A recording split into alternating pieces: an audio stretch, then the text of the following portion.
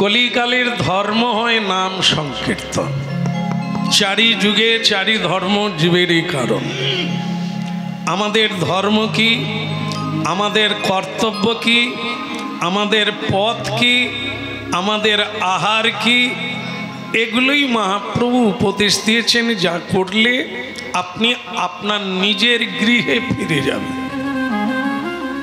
আধ্যাত্মবিদ্যায় বলা হয়েছে ভারতীয় আধ্যাত্মবিদ্যা যা সকল দেশের সেরা। অন্যান্য দেশে প্রযুক্তিবিদ্যা এগিয়ে, বৈজ্ঞানিক এগিয়ে, অর্থনৈতিক এগিয়ে, কিন্তু ভারতবর্ষ হচ্ছে আধ্যাত্মে এগিয়ে। যেটা ভারতবর্ষে আছে তার নাম হলো শান্তি, সেটা অন্য কোনো দেশে নাই। তাই সকল দেশের মানুষকে শান্তি পেতে গেলে এই ভারতবর্ষের মাটিতে আসতে হয়। পুণ্যভূমি ভারতবর্ষে জন্ম হইল যার, আপনি সার্থক করি কর পর উপকার। দিল্লির ফুটপাতে, নিউ দিল্লি যমুনা নদীর তীর, দিল্লির ফুটপাতে আমাদের দেশের একটি ছেলে দোকানে দোকানে ভিক্ষা করে খাচ্ছে। চায়ের দোকানে চা চাইছে, বিস্কিটের দোকানে বিস্কিট চাইছে, মুড়ি চাইছে, চেয়ে চেয়ে খাচ্ছে। একজন পরিচিতি লোক তাকে চিনতে পারলো, আমাদের দেশের মানুষ ওখানে সার্ভিস করে, চিনতে পারলো, আরে এ কে? তো আমাদের গ্রামের ছেলে, না আমাদের দেশের ছেলে, জমিদারের ছেলে। এর বাবা একজন ধনাঢ্য ব্যক্তি, তার ছেলে দিল্লির ফুটপাতে ভিক্ষা চেয়ে খাচ্ছে। কি শোচনীয় ব্যাপার! ভক্তমণ্ডলী মায়েরা, যারা এখানে হরিনাম শুনছেন, আমার মনে হয় প্রত্যেকেই মানে কেউ যদি জিজ্ঞাসা করে তুমি কেমন, আর বলবেন না সেরকম কামাতে পারছি না, অভাব অভিযোগ লেগেই আছে এরকম। এ কথাটা যেমন দরিদ্র ব্যক্তিও বলেন, ধনী ব্যক্তিও বলেন, কারণ ধনীর কাছে আরো ধন চাই, অভাবপূর্ণ হয় না। তাই সকলেই আমরা দারিদ্রপূর্ণ জগতে আছি।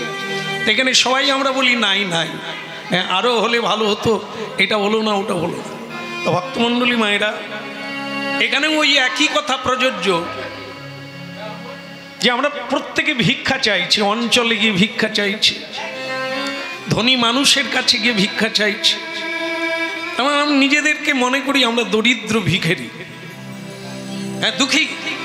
তো ভক্তমণ্ডলী মায়েরা, হরিনাম শুনছেন আপনারা, এখানে আধ্যাত্মবিদ্যায় বলা হয়েছে তুমি জমিদারের ছেলে, ভগবান হচ্ছে ষড়ৈশ্বর্য পূর্ণ ইতি। এ পৃথিবীতে যত ঐশ্বর্য আছে ভগবানের এক বিভূতি, বিভূতি চার ভাগে তার এক ভাগ। খুব মন দিয়ে শুনলে আপনারা আপনাদের তত্ত্বটা খুঁজে পাবেন। ভগবানের চতুর্ভাগের বিভূতির মানে ধন সম্পদের এক ভাগ হচ্ছে এই সমগ্র পৃথিবী জুড়ে আছে, আর তার মালিক হচ্ছেন স্বয়ং ভগবান শ্রীকৃষ্ণ। কৃষ্ণস্তু ভগবান ও স্বয়ং। তাহলে একটু চিন্তা করুন আপনারা, সেই সর্বেশ্বর যার কাছে সকল ঐশ্বর্য আছে, আমরা তার পুত্র, একলে ঈশ্বর পিতা, একলে কৃষ্ণ পিতা, আর সকলে ভৃত্য। তাহলে আমাদের পিতা যদি কৃষ্ণ হয়, কৃষ্ণ যদি সকল ঐশ্বর্যের মালিক হয়, তাহলে আমরা তার ছেলে এত গরিব কেন?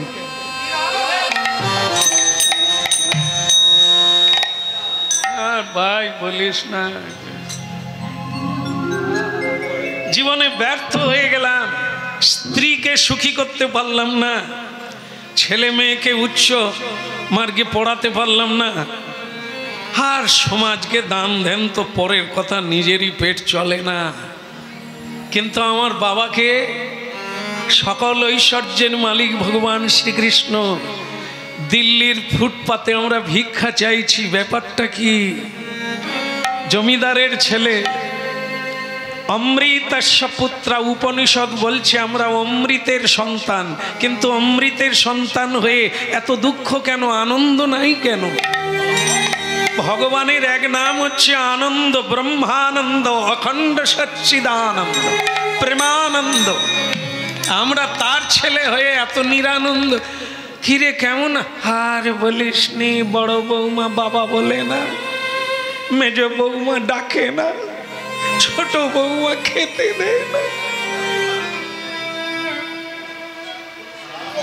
যেন সব সময় মনে হয় পানে চুন বেশি পড়ে গেছে, মুখ পুড়ে সব ছাই।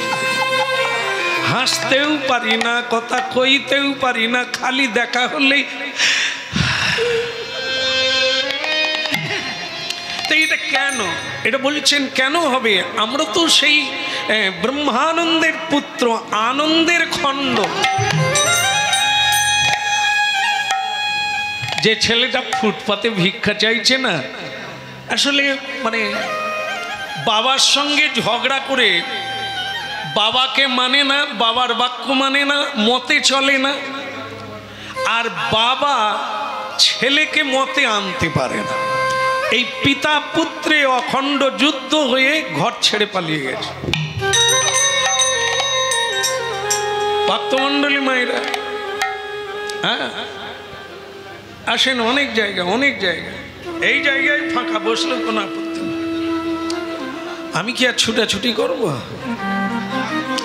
হ্যাঁ, বলো গৌরাঙ্গ মহাপ্রভু কি। তা এখন কথা হচ্ছে, শুনে নেন আমাদের অবস্থানটা, শুনে নেন আজ আমাদের এই দুর্দশা কেন। দিল্লির ফুটপাতে একটা ছেলে ভিক্ষা চাইছে, আমরাও ভিক্ষা চাইছি দাঁড়ে দাঁড়ে। ফুটপাতে, রাস্তায় রাস্তায় সবাইকে দেখা হলেই বলি আর আমার ভাগ্যে হলো না। এই দারিদ্রতা কেন? ঈশ্বর যদি পিতা হন, আমরা যদি তার পুত্র হই, তাহলে পিতার জমিদারি তো আমাদের অধিকার। আসলে পিতা যেটা চান, যা বলতে চান, আমরা তো মানি না। যেমন একটু আগেই বললেন না, কীর্তন করহ সবে হাতে তালি দিয়া। আমরা কি করি? শুনলাম, আর কীর্তন করতে গেলে এদিকে কাজ কখন করব, খাবো কি?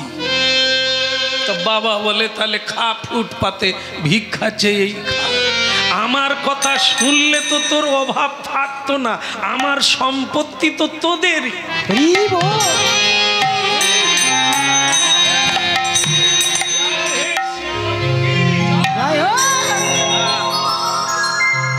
এই এখনো আমাদের একটা কথা শোনা যায় না, যে তজ্জ পুত্র করে দিয়েছি, হারামজাদা। আমারই ঘরে থাকবে, আমায় মানে না, শ্বশুরকে মানে, আমাকে তোকে তজ্জ পুত্র করিলাম।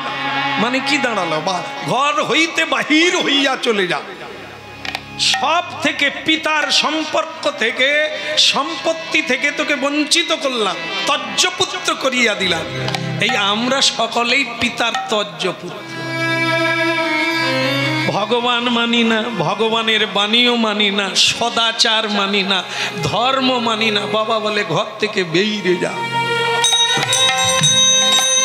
এবার বুঝতে পেরেছেন বৌমা? না না, এই প্রাইমারি স্কুল পর্যন্ত বাবা বাবা করছিল, মা মা করছিল। হাই স্কুলে গিয়েও এসে খুঁজতো, মা খাবো, মা যাবো। যেই কলেজে ঢুকলো, একা বেরোলো দুজন হয়ে। মা মিলে গেল, এ মা বাদ চলে গেল। এখানে বোধহয় সেরকম হয়নি। বলতে চাচ্ছে হচ্ছে, মানে হচ্ছে হয়তো কম, আমাদের ওখানে বেশি। তো যাই হোক, তাহলে তত্ত্বটা বুঝতে পেরেছেন আমাদের দশা কি। বাপকে ছেড়ে দিয়ে শ্বশুর বাবার কাছে গিয়ে পড়লো। শ্বশুর বাবা উঠতে বুঝতে বলছে, এখানে যদি থাকতে হয় আমাকে মানতে। সে বলে আমি নিজের বাপকে মানিনি তো তোমাকে মানব। বাস, শ্বশুরও ঘর থেকে তাড়িয়ে দিল। এবার তোমার ফুটপাত ছাড়া আর কোন পাত আছে? এই মানি না, কাউকেই মানি না। তাই আজ আমাদের এই নাই নাই অবস্থা। এখন যে পরিচিতি লোকটা ফুটপাতে দেখতে পেল চায়ের দোকানে ছেলেটা খাচ্ছে, ও চিন্তা করলো ও তো বাবা জমিদার, তা আমি ওকে এই খেতে না দিয়ে ভিক্ষা না চাই, ওকে আমি ধরে ওর বাবার কাছে দিয়া হাত পাততে হবে। ওর বাবা জমিদার, তো ওকে যদি ওর বাবার কাছে আমার মনে হয় রাস্তা ভুলে গেছে, তো ওকে একটু পৌঁছে দেবো ওর বাবার কাছে। ভক্তমণ্ডলী মায়েরা, এখানে তত্ত্বটা হলো এটাই, এই যে আমরা হারিয়ে গেছি না, স্বয়ং মহাপ্রভু এসেছেন পথ দেখাতে। ওরে তোদের বাড়ি ফিরে চল, তোদের অভাব থাকবে না, তোদের দুঃখ থাকবে না, কষ্ট থাকবে না, আয়। এখানে হলো সেই সাধু সন্তরা, সাধুগুরু বৈষ্ণব যারা, তারা আমাদেরকে হরিবোল বলায়, জোর করে আমাদেরকে পথ দেখিয়ে দেয়, ওরে তোরা দীক্ষা নে পরম্পরায়, সেই পথটা ধরে নে, আর তোদের এত দুঃখ হবে না, এত তো চল দিয়ে আসি তোকে ভগবানের।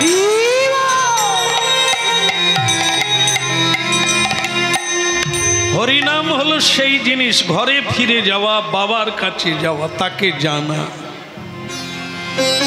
এই জন্য নিয়মিত তদ বৃদ্ধি প্রণিপাতেন, দুটো জিনিস প্রতিদিন করুন, দেখবেন আপনি নিজে বদল হয়ে যাচ্ছেন। তো করবেন, না হলে তো আপনি ভেবে দেখবেন। সেটা কি? আগে প্রণাম পরে নাম।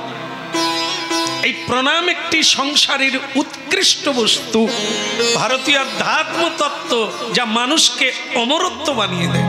প্রণাম, যেটা অন্য কোনো দেশে এভাবে প্রণাম নেই।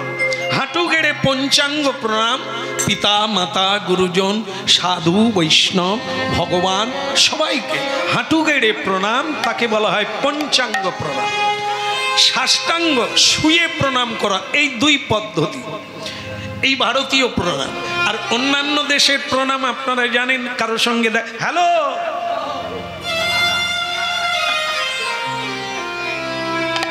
হাই, মানে এবার জড়িয়ে ধরবে, ছেলে হোক ছেলে পুরুষ মেয়ে, দেখা হলেই পরস্পরকে, আবার কোথাও কোথাও চুম্বন দেয়। এগুলো হলো বাইরের দেশে। ভারতবর্ষে এরকমের কোনো জায়গা নেই, এটি ভক্তিপূর্ণ জায়গা।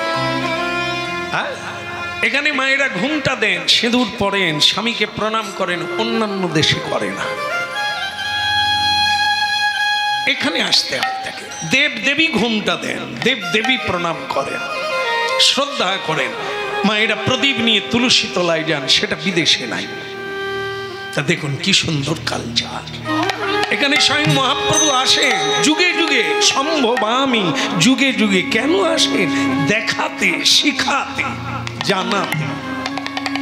এই কথার মধ্য দিয়ে আমরা সেই তত্ত্ব জানবো। আগে প্রণাম।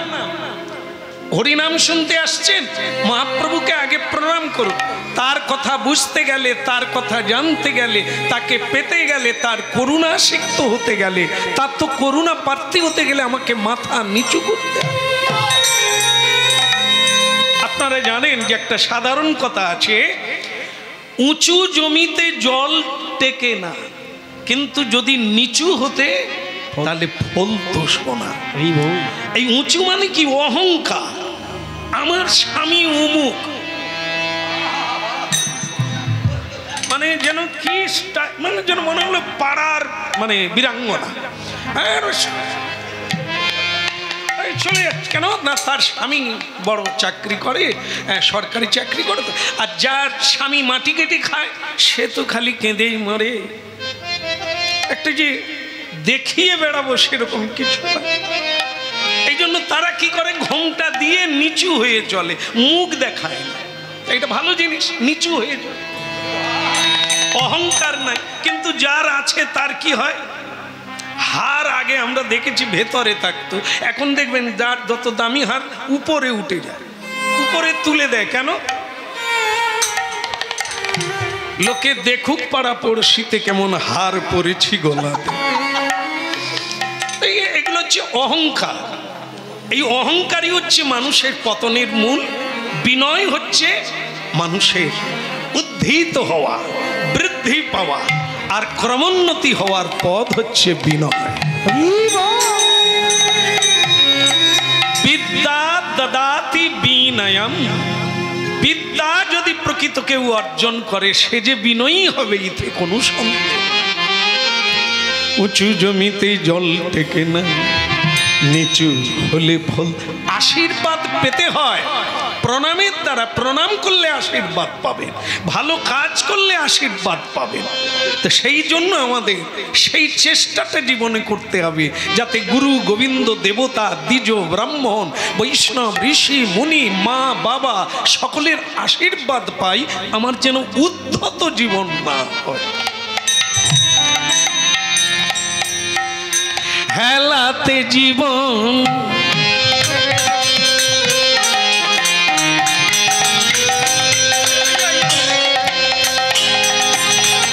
নিতাই গৌর হরিব।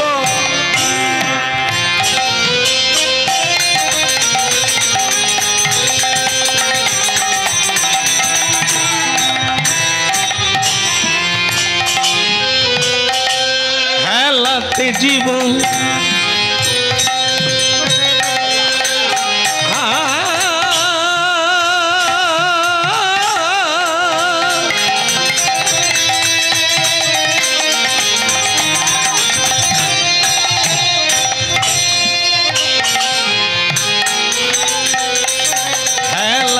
জীবন জাপিও নয়া যুগল কিশোর চরণ ভজন। হেলাতে জীবন জাপিও নয়া যুগল কিশোর চরণ ভজন। ভারী চমৎকার কথা। বৈষ্ণবগণ বলছেন হেলাতে এই জীবনটাকে কাটিয়ে দেবেন না। অনেকে দেখেন না যে কাজের পরে একটু তাস খেলে, তাস খেলে না। এই কি দাদা আপনি তাস খেল আর কি করে সময় কাটাই বলুন তো?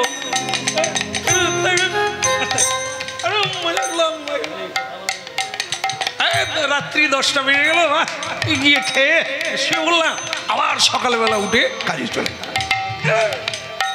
মায়েদেরকে জিজ্ঞাসা করি আপনারা এই সবসময় টিভির গোড়ায় পড়ে আছেন কেন? বলে কি করব, আপনার দাদা বাড়িতে আসে না, এত লাগবে সময় লাগবে, তাই একটু সিরিয়াল দিকে।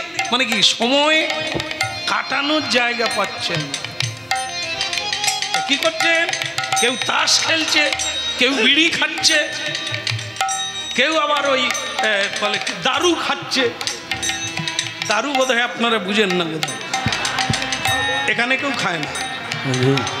না না, যারা নাম শুনছে তারা খায় না, কিন্তু এলাকায় হয়তো কেউ খায়। তাহলে যাই হোক, কি করবো একটু মজা করি। দেখো মানুষ তার জীবন সম্পর্কে জানে না যে একটা নিঃশ্বাসের কত দাম।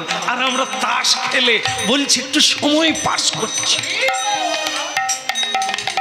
সময় পাস করার সময় পেলি কোথা?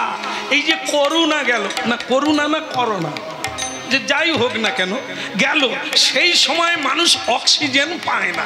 একটা নিঃশ্বাসের দাম কত সেদিন মানুষকে বিধাতা বুঝিয়ে দিয়েছে। একটা দেশ নয়, সমগ্র পৃথিবীর মানুষকে বুঝিয়ে দিয়েছে একটা নিঃশ্বাসের দাম। আর আজকে মানুষ বলছে টাইম পাস করবো কি, इतना टाइम मिल गया तेरे पास। हाँ क्या बात, क्या बात है। বুকে চাপ দিচ্ছে ডাক্তার বাবু। কেন না, দুটো শ্বাস যদি নিতে পারে, কথা যদি একটা বলতে পারে যে জমি জায়গা কাকে দিয়ে যাবে, উকিল রেডি, ছেলে বৌমা রেডি, বাবা কথা বলতে পারে না, একেবারে শেষ অবস্থা। ডাক্তার বাবু বলছে দাঁড়ান আমি চাপ দিই, যদি যদি দুটো নিঃশ্বাস। টাইম পাস করবি রে। দেখুন টাইম নাই, 1 মিনিট টাইম নাই, কাজ শেষ করতে পারলো না, এখন বুকে চাপ দিচ্ছে। বোঝা গেল? হ্যাঁ, সিরিয়াল দেখি কি করব, একটু টাইম পাস। হেলাতে জীবন, হেলাতে জীবন জাপিও নাম যুগল কিশোর চদন ভজন। হেলাতে জীব জপিও নাম যুগল কিশোর চরণ ভজন। জিভা আশা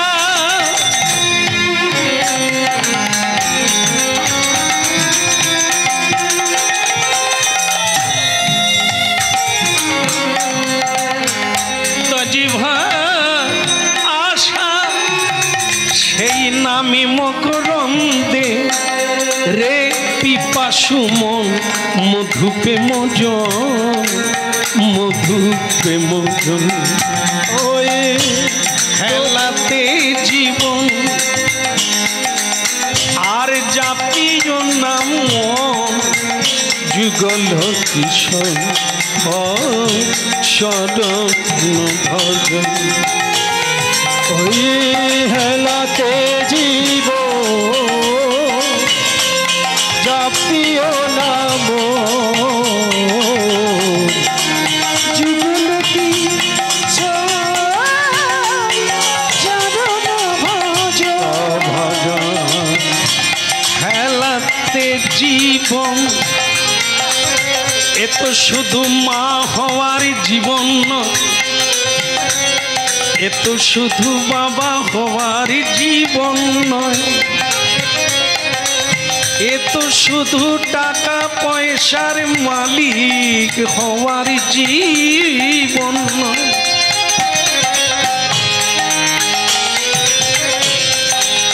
কৃষ্ণ ভজিবার তরে তারপর এটা মনে আসছে না। ভাগ্যিস আপনারা ছিলেন।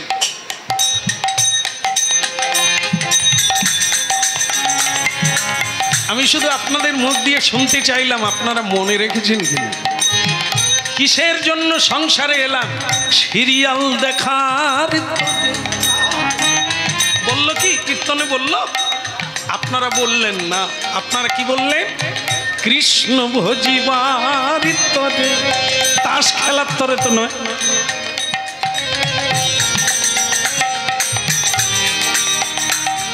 হ্যাঁ, সন্ধেবেলা টেপি কি হলো কি? এই বয়সে তোমাকে টিভি দেখতে হবে, তোমার টিভি দেখার অনেক সময় আছে, সন্ধ্যা প্রদীপটা দিয়ে দাও। টেপি সন্ধ্যা দিতে গেল। যে মেয়েটা ভালো করে প্রণাম করতে জানে না, টেপির মা, টেপির কাকি, টেপির জেঠিমা, বৌদি সকলে সিরিয়ালে রইল। তাহলে তুলসী দেবীকে কে প্রণাম করলো? টেপি। আর টেপি তোমার নাম নয়, আমাদের ওখানে। তাহলে যে প্রণাম করবে সে তো পাবে, যে করবে না সে কি পাবে? কৃষ্ণ ভজিবার তরে এই সংসারে আইলাম, মিছে মায়ায় বদ্ধ হইরা বৃক্ষ সম। কৃষ্ণ ভজিবার তরে সংসারে আইলাম, এই মিছে মায়ায় বদ্ধ হয়ে বৃক্ষ সম হইলাম। হেলাতে জীবন জাপি জনাইয়া যুগল কিশোর চদন ভজন। ওই হেলাতে জীব জাপিও নায়া যুগল কিশোর চরণ ভজন। জিভা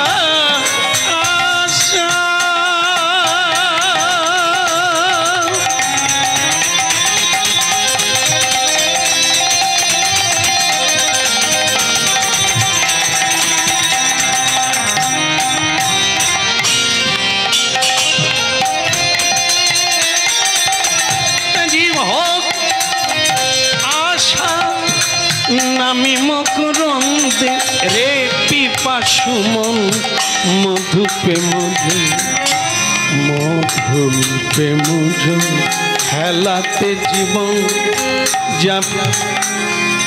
আস্তে আস্তে আস্তে আস্তে এই তো হয়ে গেল, এই তো হয়ে গেল। আর বলে কি হবে? বলো রাধা রানী কি হলো? তজি ভোগ আশা একবারে পাক্কা সত্য, ধ্রুব সত্য। আমরা আমার আমার করে এত খিল দিচ্ছি, চাবি দিচ্ছি, সিন্ধুকে ভালো করে তালা মারছি, কিসের জন্য? আমার সম্পদ আছে। কিন্তু বলুন তো, আসার সময় কি নিয়ে এলাম? মানে আমি তো কিছু আনতে পারি না, গরিবের ছেলে। আপনারা কি কি আনছেন? জন্মের সময় এটা আমার, ওটা কি, মানে যেগুলো আমার আমার বলি ওগুলো কি এনেছি? না, খালি হাতে এসেছি। এবার বলুন, যাবার বেলা কি কি নিয়ে যাব? না না, কোনো জিনিস না হোক, কাউকে তো নেব যাকে ইতনা প্যার করতা হ্যায়। কে? আমার মোলানিসার মা। আরে কি আমি বলে আসছি তাকে, তুমি আমার গলার মালা, তুমি আমার সবিতা, তুমি আমার জীবনের কবিতা। মরে যাওয়ার সময় এরা কি আমার সঙ্গে যাবে না? তাই এত প্রেম হলো, এত কথা হলো, এত ভালোবাসা হলো, সঙ্গে কেউ যাবে, কিছু যাবে না। তবু আমরা এর যেগুলো সঙ্গেই থাকবে না তাকেই এত যত্ন করছি। তজি ভোগ আশা, হ্যাঁ, এই ভোগগুলো ত্যাগ করতে হবে, কারণ আমাকে তো একদিন ছাড়তেই হবে। তা আজ থেকে যদি ছাড়ি তাহলে যাবার বেলা আর ওটার কথা মনে হবে না, তাহলে আর আমার জন্ম হবে না, পুনর্জন্ম নবিদ্যতে। এই জন্য সাধুগণ বলছেন আজ থেকে ত্যাগের অভ্যাস কর, ত্যাগের অভ্যাস। এই যেগুলো আমরা খাই, এই খাওয়ার ত্যাগের কথা বললেই যেন মাথায় বজ্র পড়ে যায়। আরে বাবা, এই আমিষ খাবো না, তাহলে তো আন্ত্রিক রোগে মরে যাবো। হ্যাঁ, বাচ্চা কাচ্চা খাবে না, এই ছোট্ট ছোট্ট বাচ্চারা একাদশী করবে, এই প্রসাদ পাবে, নিরামিষ খাবে, আর এরা তো সব আন্ত্রিক রোগে মরে যাবে। হাসপাতালে গিয়ে খোঁজ নেন, যারা আমিষ খায় কেবল তারাই শুয়ে আছে বেডে। যারা নিরামিষ খায় কজনা বেডে শুয়ে আছে গিয়ে দেখবে। আজকে প্রকৃত ডাক্তার যারা, হ্যাঁ, মেডিকেল সায়েন্স, তারা বলছে যদি দুদিন আয়ুকাল বাড়াতে হয় তাহলে আপনারা শাক সবজি খান, নিরামিষ খান, এইগুলো আর খাবেন না, ঔষধ আর কাজ করবে না। আমার মনে হয় আপনাদের মধ্যেও এ কথা অনেকে জানেন।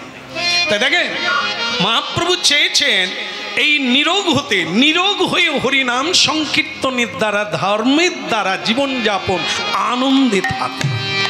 কাউকে দুঃখ দিতে নয়, জ্বালা দিতে নয়, শান্তি দিতে হরিনাম এনেছে। তাই যাকে আপনারা কেউ ভয় পাবেন না যে খাবার ত্যাগ করতে হবে, এটা ওটা না, কাউকেই ত্যাগ করতে হবে না, শুধু শুনতে হবে। মানবেন কি না ওটা আপনাদের ব্যাপার, কিন্তু কথাগুলো শুনতে হবে। ডাক্তারের কাছে যতক্ষণ বসে থাকবো উনি যা যা বলবেন ঘাড় নাড়তে হবে। তারপরে আপনি তেঁতুল খাবেন কি মুড়ি খাবেন সেটা আপনার ব্যাপার। এখানেও তাই, হরিনাম একজন জানেন তো, বলে শ্যামসুন্দর দা, আমাকে দা বলে, সবাই নয়, কেউ কেউ। শ্যামসুন্দর দা, এবছর আমি 40 পালা হরিনাম শুনলাম।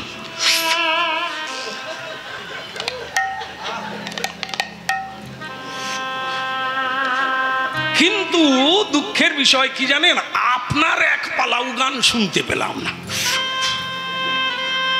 আপনি আসেন না কেন? তাহলে আপনাদের অবস্থা দেখে 50 পালা কীর্তন গাইলাম, সে শুনলো, তার এখনো মুখ থেকে এই ধূপের ধোঁয়া গেল না। চিন্তা করুন।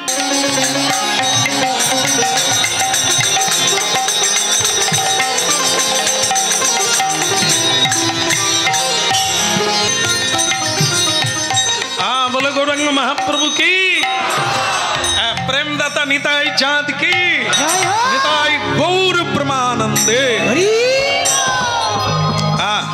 হরিনাম শুনুন মন দিয়ে, শেষ হতে গেল, আরেকটু আছে। ও আপনারা বলছেন এই তো শুরু হলো আর শেষ। জন্ম যখন হয়ে গেছে মৃত্যুর ঘন্টা বাজা শুরু হয়ে গেছে, আমরা এগোচ্ছি সেই দিকেই। কীর্তন যখন শুরু হয়ে গেছে জানবেন শেষের দিকেই যাচ্ছে।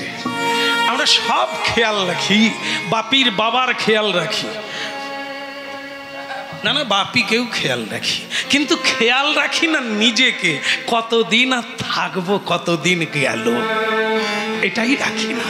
টাকার হিসেব রাখি, হ্যাঁ সব রাখি, জমি জায়গার হিসেব রাখি, শুধু সময়ের হিসেব রাখি না, কতদিন এসেছি আর কতদিন থাকবো। এই জন্য তাই ভক্তমণ্ডলী মায়েরা, এখন আমরা হরিনাম শুনছি, তজি ভোগ আশা হরিনাম মকরন্দে রে পিপাসু মন মধু পেমজ। গোবরে পোকা কমলা লেবুর রস খায়, আপনার তো সবাই ঠিক বলছি, গোবরে পোকা কমলা লেবুর রস খায়, গোবরে পোকা কমলা লেবুর রস, গোবরের রস খায়। আমার ভুল হয়ে যায়, ঠিক খেয়াল রাখবেন সব সময়, হ্যাঁ ঠিক করে দেবেন। গোবরে পোকা গোবরের রস খায়। তার একদিন বন্ধুত্ব হলো, মৌমাছির সঙ্গে বন্ধুত্ব হলো, জানেন তো মৌমাছি, জানেন তো যে গোবরের রস খায় না, মৌমাছি সব সময় ফুলের মধু খায়। হ্যাঁ পদ্ম হলে তো কথা নাই, কেমন ওই বাগান ছেড়ে কোথাও যায় না। এখন তার আস্তে আস্তে তার বন্ধুত্ব হলো ওই গোবরে পোকার সঙ্গে। কিরকম দেখুন, দ্বি জাতি, একজন মধু খায় আর একজন গোবরের রস খায়। এদের যদি বন্ধুত্ব হয় কি হবে, দুজনের বাড়িতে দুজনকে যেতে হবে, খেতে হবে। তো এটা মধুমক্ষিকা জানে যে বন্ধু করেছি বটে, ওর বাড়িতে যাওয়া মানে গোবরের রস খেতেই হবে। তো একদিন সত্যি সত্যি গোবরে পোকা বলছেন, ভাইয়া बंधुत्व तो बहुदिन हो गया, लेकिन तुम तो मेरा पास कभी नहीं आया, कुछ खाना नहीं खाया। तो मधुमक्खिका की यार मुखे मुखे बोलबे तुई जा खास मागो, से तो बोलते पारे ना बंधु, तो এই জন্য বলছে ভাইয়া সে একদিন হবে, আগে তুমি আমার বাড়িতে চলো। তো তার মানে মনে করেছি ওকে একবার মধুটা খাওয়াই, কেউ তো জীবনে মধু খায় না, গোবরের রস খেয়ে খেয়েই জীবনটা কেটে গেল। তো বলে তুমি আগে আমার বাড়ি চলো, তোমার বাড়িতে আমি অন্যদিন আসবো, খাবো। তো গোবরের পোকা তখন বলে যেতে কোনো আপত্তি নেই, কিন্তু আমার তো ডানা ভারী, তোমার সঙ্গে উড়তে পারবো না। মধুমক্ষিকা বলল সে তোমায় ভাবতে হবে না, ও আমি তোমায় কাঁধে করে নিয়ে চলে যাব। তো গোবরের পোকা তখন বলে তবে আর দেরি করি কেন। হ্যাঁ চলে গেল মধুমক্ষিকা, গোবরে পোকাকে কাঁধে নিয়ে গেল তার নিজের বাড়ি। তার বাড়ি বলতে আর কি, পদ্মবন, ফুলবাগান ইত্যাদি। এই সময় পদ্মবাগান, সরোবরে পদ্মের সমারোহ, লাল নীল হলুদ, কি অপূর্ব দেখতে। সেই বাগানে গেল, গিয়ে বলছে ভাইয়া গোবরে ভাইয়া কিছু মনে করো না, আমার তো এই বাড়ি, এই থাকি, এই খাই, এখানেই গান গাই, তোমাকে আমি একটা নতুন পদ্ম ফুলে বসিয়ে দিচ্ছি, প্রাণ ভরে খাও, শেষ হলে আবার বাতাও, আবার তোমাকে একটা অন্য ফুলে বসিয়ে দেবো। সে গোবরে তখন বলে তুমি যে কি খাও আমার জানা আছে, ভ ভ করো আর পপ করে খাও, ওই তো খাওয়ার মধ্যে মধু খাও, চিটচিটে ভাব, ও জিনিস আমি খাই না বাবা। তা পদ্ম ফুলে বসিয়ে দিল। মৌমাছি কিছুক্ষণ পরে ঘুরে এসে বলছে ভাইয়া কেসা লাগা, কিরকম লাগছে তোমার। সে যেন একটা আনন্দের সংবাদ দেবে যে বহুত আচ্ছা লাগা, হ্যাঁ, কিন্তু সে মুখ টুক বেঁকিয়ে গোবরে পোকা বলছে ওই খানিকটা গোবর গোবর আর খানিকটা মধু মধু। মধুমক্ষিকা বলে পদ্ম ফুল কি গোলমাল হয়ে গেছে নাকি, পদ্ম ফুলে গোবর কোথা থেকে এলো? এ ভাইয়া আরে তুমি সত্যি করে বলো তো, এই তোমার কি গোবর গোবর বলে, তাহলে কি আমি ভুল বলছি? বলে এরকম তো লাগে না কোনোদিন, খাঁটি মধু একবারে ফুল থেকে টাটকা ব্যাপার, আর তুমি বলছো গোবরে। সে তখন হেসে একগাল বলছে, বন্ধু কথা কই, ভুল বুঝিস নাই, আসলে আমি তো গোবরের রস খাই, তুই নিমন্ত্রণ করলি আমার মনে সন্দেহ হলো না খেয়ে মরতে হবে, তাই আসার সময় খানিকটা গোবর মুখে করে এনেছিলাম। এখন তোমারও সম্মান রক্ষা হলো, মধুও খাচ্ছি তার সঙ্গে গোবর মিশিয়ে মিশিয়ে খাচ্ছি। কি ভাইয়া, এই জন্য খানিকটা গোবর গোবর, খানিকটা মধু মধু লাগে। মধুমক্ষিকা বলে, ওরে সর্বনাশ, এবার আসার সময় পুঁজিও নিয়ে আসছে। যেমন আমরা দিল্লি যাই, মুম্বাই যাই, মুড়ি নিয়ে যাই, আমরা যে দেশেই যাই না কেন, সে আপনারা করেন কিনা জানি না, আমরা তো করি। কোথায় কি পাবো যদি না খেতে পারি, তার চাইতে মুড়ি থাকলে আর ভুঁড়ি বাড়ার কোনো রাস্তা নেই। আমরা বাঙালি বৃন্দাবনে গেলেও মুড়ি নিয়ে যাই, কৃষ্ণের ছানা মাখন তোমার থাক বাবা, দরকার নাই। হ্যাঁ, পুরী ধাম গেলেও মুড়ি বেঁধে নিয়ে যাই, মহাপ্রসাদের দিকে রুচি নাই। যাই হোক, গোবরে পোকার মতো আমাদেরও যে একটা গুণ আছে বলা যাইতে পারে। এইবার মধুমক্ষিকা বলছে, বন্ধুর বাড়িতে এলে হাতে করে গোবর নিয়ে চলে, চলো মুখ ধো, ভালো করে মুখ ধো, কুলকচা করো, কুলি করো, ধুয়ে ফেলাও, তারপরে তোমাকে একটা নূতন পদ্ম ফুলে বসিয়ে দেবো, টান মারো তো দেখি, মধু টানো। খালি গোবরের রস খেয়ে খেয়ে জীবনটাই গোবর হয়ে গেল। একটা নূতন ফুলে বসিয়ে দিল। এইবার বসিয়ে দিয়ে ঘন্টা পাঁচেক পরে সেই বন্ধু এসে বলছে, গোবরে ভাইয়া তাই এবার বলো কেমন লাগছে। সে গোবরে পোকা তখন বলছে, মেলা বকো না, সময় নষ্ট করো না, আমাকে খেতে দাও। মানে কি, আগে গোবর মিশিয়ে খাচ্ছিল, এখন পুরো খাঁটিটাই খাচ্ছে, এখন স্বাদ পেয়ে গেছে, বলছে সময় নষ্ট করো না, আমাকে খেতে দাও। আহা, কি জিনিস দিলে বন্ধু, কি জিনিস। এই আমরা হলাম গোবরে পোকা, সংসারের কথা, সংসারের চিন্তা, সংসারের ভাবনা লইয়া হরিবাসরে ঢুকিয়া গেছি। এবার হরিনামও শুনিতেছি আর সংসারেরও গোবর খাইতেছি, দুই মিক্সড হয়ে যেরকম হয় সেরকম হচ্ছে। কি গো, হরিনাম কেমন খারাপ নয়, ওই সামাজিক পালা আর কি। হরিনাম সামাজিক পালা।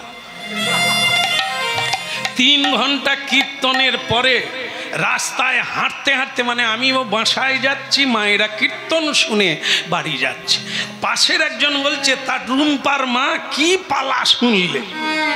তখন সে রুম্পার মা বলছে, ওই তো ওই সামাজিক পালা। আমি তাদের পিছনে যাচ্ছি, সামাজিক পালা শুনে আমার মাথা গোলমাল, যে আমি কি পালা গাইলাম, সামাজিক পালা গাইলাম। ভগবানের এত কথা টেনে টুনে আনলাম নানান পুরাণ থেকে, শাস্ত্র থেকে, সেটা সামাজিক হইয়া গেল। তাহলে কি মিষ্টি মাখানো হয়নি, খালি খই খেলো। নিতাই গো, এই সারা রাত্রি ফুল কুড়লি মালিনী পয়সা পেলি। কীর্তনে বসলো, হরিনাম শুনলো, কিন্তু সামাজিক হইয়া চলিয়া গেল। হ্যাঁ, মুখ ধো, প্রণাম করো। প্রণাম করলে কি হবে, হাঁড়ি উল্টে যাবে, ঘটি উপড়ে যাবে, কলসি উপড়ে যাবে, উপড়ে গেলে পচা জল বেরিয়ে যাবে। হাত জোড়ো করে বসলে পদ্ম ফুলের মধু।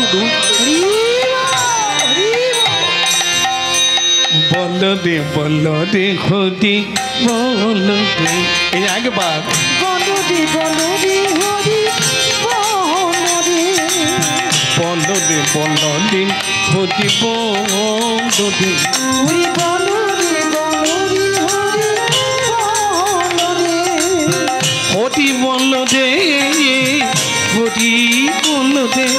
হরি বলো রে, হরি বলো রে, হরি বলো রে, হরি বলো রে, হরি বলো রে, হরি বলো রে, বলো রে বলো রে হরি বল রে একবার বল রে হরি বল রে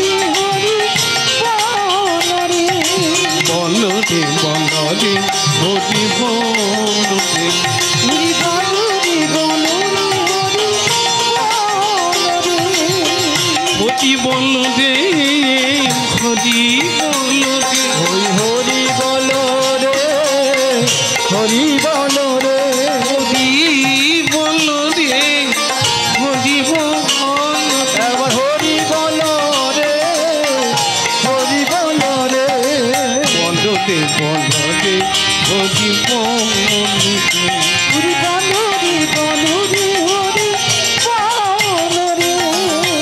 হরি বল হরি বল হরি বল ভাই রে হরি বল হরি বল হরি বল ভাই রে হরি বল হরি বল হরি বল ভাই রে হরি বল হরি বল হরি বল ভাই রে নামি বিনা কলিকালে আর গতি নাই হরি নাম বিনা কলিকালে আর গতি নাই রে নামি বিনা কলিকালে আর গতি নাই রে নাম বিনা কলিকালে আর গতি নাই রে হরি বল হরি বল হরি বল ভাই রে হরি বল ভাই রে হরি নামে উদ্ধার দিল জগাইয়ার মাথায় ওই হরি নামে উধারিল জগাইয়ার মারাই রে এই হরি নামে উদ্ধার দিল জগাইয়ার মাথায় এই হরি নামে উধারিল জগাইয়ার মারাই রে বল রে হরি বল রে হরি বল রে হরি বল রে হরি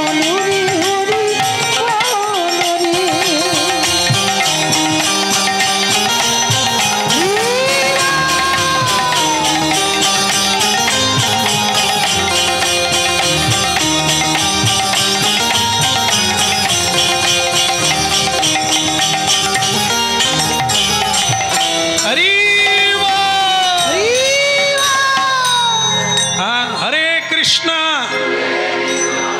কৃষ্ণ কৃষ্ণ কৃষ্ণ কৃষ্ণ হরে হরে হরে হরে হরে রাম হরে রাম রাম রাম হরে হরে নিতাই গৌর প্রেমানন্দে আজ তাহলে হয়ে গেল হ্যাঁ মধুর কথা হয়ে গেল না ওই তো বসছে মাত্র হ্যাঁ একবারে 5টা বেজে গেল বিকেল 5টা বেজে গেল সে বলছে আমাকে বিরক্ত করো না খেতে দাও বাস বিকেল 5টার পরে 6টা বেজে গেল 6টা বেজে যাওয়া মানে সূর্যাস্ত চলে গেল পদ্ম ফুল ফুটে সূর্য উদয় হলে পদ্ম ফুল বন্ধ হয়ে যায় অস্তা চলে গেলে পদ্ম ফুল বন্ধ হয়ে গেল আর গোবরে পোকা পদ্ম ফুলের ভিতরে থেকে গেল মধুমক্ষিকা খুঁজতে এলো এসে দেখে পদ্ম ফুল বন্ধ হয়ে গেছে সে কাঁদতে লাগলো হাই রে বন্ধু তোকে হারালাম আমি আরে একটু আগে কেন এলাম না তুই বা বেরোলি না কেন ওরে পদ্ম ফুল যে বন্ধ হয়ে গেল দুঃখে মধুমক্ষিকা গাছে বসে রইল সকাল হলেই পদ্ম ফুল ফুটবে আর তখনই বন্ধুকে নিয়ে চলে যাব এখন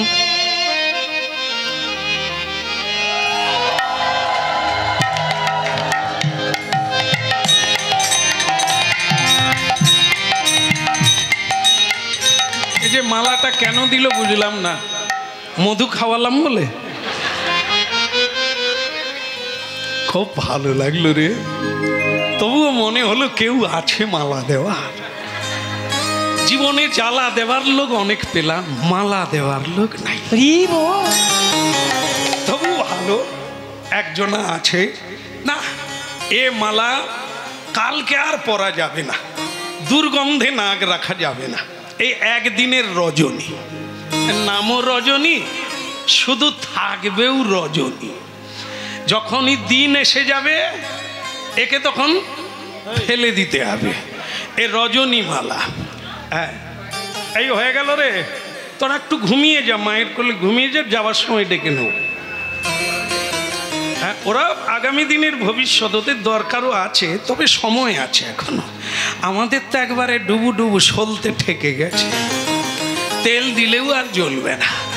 হ্যাঁ, আমাকে গতকাল একজন হরিনামে বললো, বলে দাদা মেশিন টেশিনের খারাপ হয়ে গেলে পাশ বদল করা যায়, আমাদের করা যায়নি। আমি করা যায়, সে মিস্ত্রি পাওয়া যায়নি, সে হচ্ছে বিশ্বকর্মা, ওসব খুলেও নেবে আবার বদল করে দেবে। এখনো ডাক্তার কি না দিচ্ছে সবই বদল করছে, কিন্তু খোকারে গাড়ি থাকবে, টাইম না থাকলে আর হবে রে? টাইম এখানে টাইম হলে তবে থাকবে, না হলে 24-এও যেতে পারো, 48-এও যেতে পারো, আর 90-এও থাকতে পারো।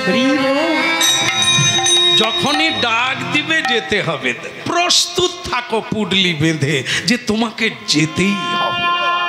বলো রাধার মন কি, গোবরে পোকার হলো কি?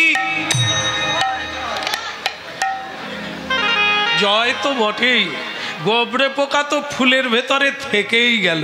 ভোরবেলা এক ব্রাহ্মণ পূজারী ঠাকুর, সে তো ফুলের ঝাঁপি নিয়ে ফুল তুলতে এসেছে সরোবরে, নেয় তো নেয়, ওই ফুলটাও তুলে নেয় যেটাতে গোবরে পোকা বসে আছে। সেই ফুলটা তো আধো বন্ধ আধো খোলা, সকালবেলা এখনো পুরো ফুটে না, তো বাস তুলে নিয়েছে, ঝাঁপিতে রেখে দিল ফুলের সাজিতে, নিয়ে চলে গেল মন্দিরে। তারপরে ব্রাহ্মণ ঠাকুর চন্দন ঘুটে, সে তো চন্দন পরিলিপ্ত করিয়া, চন্দনে চর্চিত করিয়া, সচন্দন গন্ধ পুষ্প দিয়া, কৃষ্ণায় নম বলিয়া গোবিন্দ চরণায়। শ্রী রাধে, ভাবুন, হরিনাম শুনুন, গোবরে পোকা কোথায় গেল? কোথায় ছিল? সঙ্গ ফলে কোথায় গেল? মধুমক্ষিকা মধুখরন্তি মধুখরন্তি মধুবাতায়তে। সেই মাধব, মাধব বাচি, মঙ্গলময় মাধবের কথা যারা বলে তারা হচ্ছে মধুমক্ষিকা। আমাদের মতো সংসারের রস পান করা, বিষয় রসের রসিগন্ধা, আমাদেরকে এইভাবে ধরে নিয়ে গিয়ে শ্রীকৃষ্ণ চরণ মধুতে, হরিনাম পদ্ম মধুতে বসিয়ে দেয়।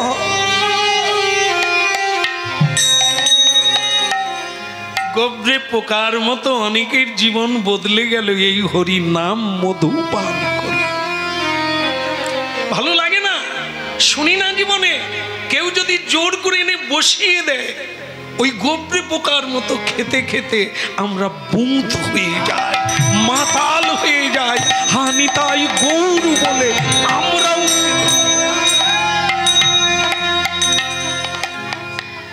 সকালবেলা তাকে নিয়ে গিয়ে গোবিন্দ চরণার বৃন্দে দিয়ে দিল।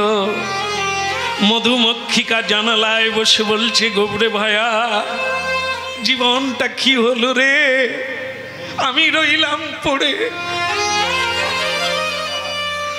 কিন্তু তুই গেলি গোবিন্দ চরণার বৃন্দে, কত সৌভাগ্য করেছে।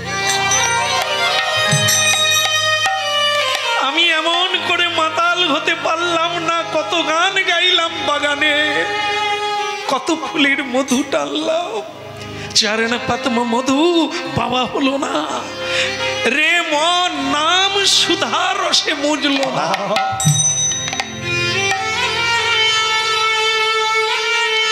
সকালবেলা ব্রাহ্মণ মন্দিরের ফুল নিয়ে গঙ্গায় ফেলতে যাচ্ছে, সেই পদ্মের উপরে এখনো গোবরে পোকা বসে আছে।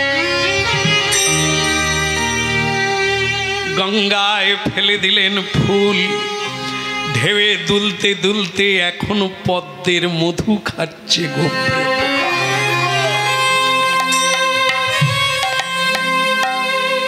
মৌমাছি গিয়ে বলছেন, ভাইয়া বন্ধু, कहाँ तू कहाँ क्या हो गया? তুই গঙ্গার ঢেউয়ে দলিত হইয়া দুলতে দুলতে তরঙ্গে তরঙ্গায়িত হইয়া গোবিন্দ চরণ পরশ পাইয়া কোন লোকে যাচ্ছিস, আর আমি পড়ে রইলাম এই সংসার গোবরের রস পান করে। আমাকেও নিয়ে যা বন্ধু। গোবরে পোকা ডাকে, দেখালো কে?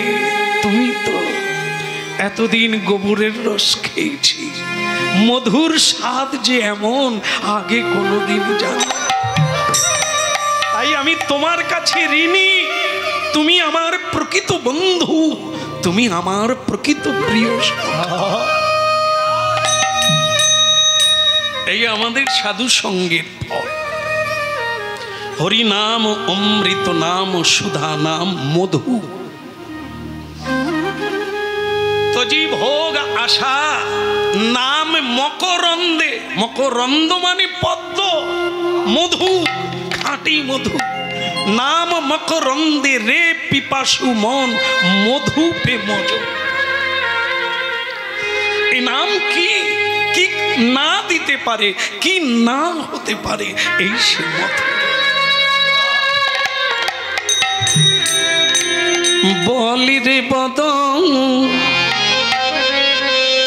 বলি রে বদন, সুধা মাকায়ে কৃষ্ণ। বলি রে বদন, বলি রে বদন, সুধা মাকায়ে কৃষ্ণ। বলি রে বদন, বলি রে বদন, সুধা মাকায়ে কৃষ্ণ। বলি রে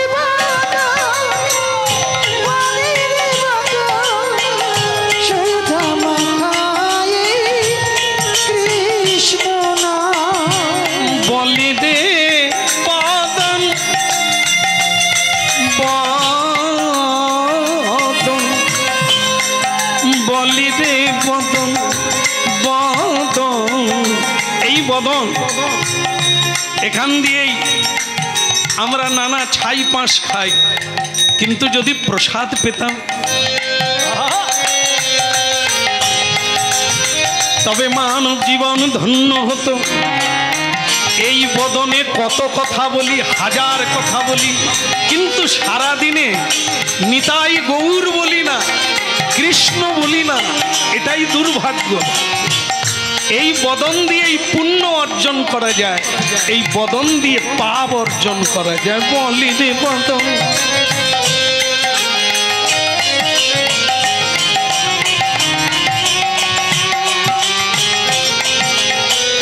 বলি রে বদন, সুধা মাকায়ে কৃষ্ণ। ওই দা বলি রে বদন, বলি রে বদন, সুধা মাকায়ে কৃষ্ণ। হরি নামের প্রভাবে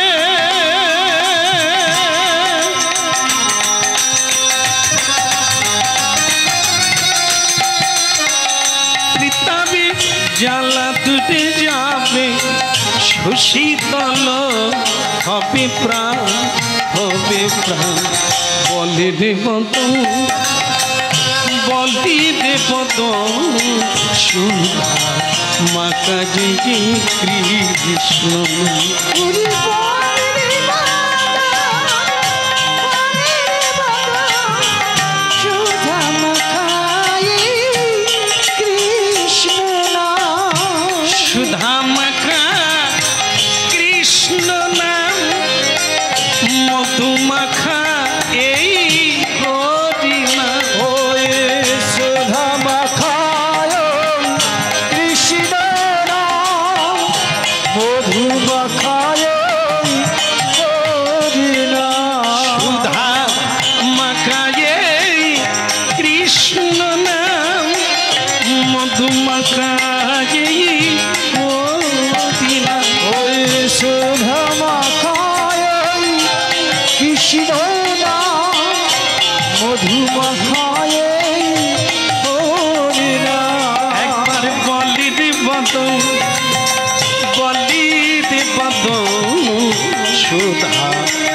কাছে জীবন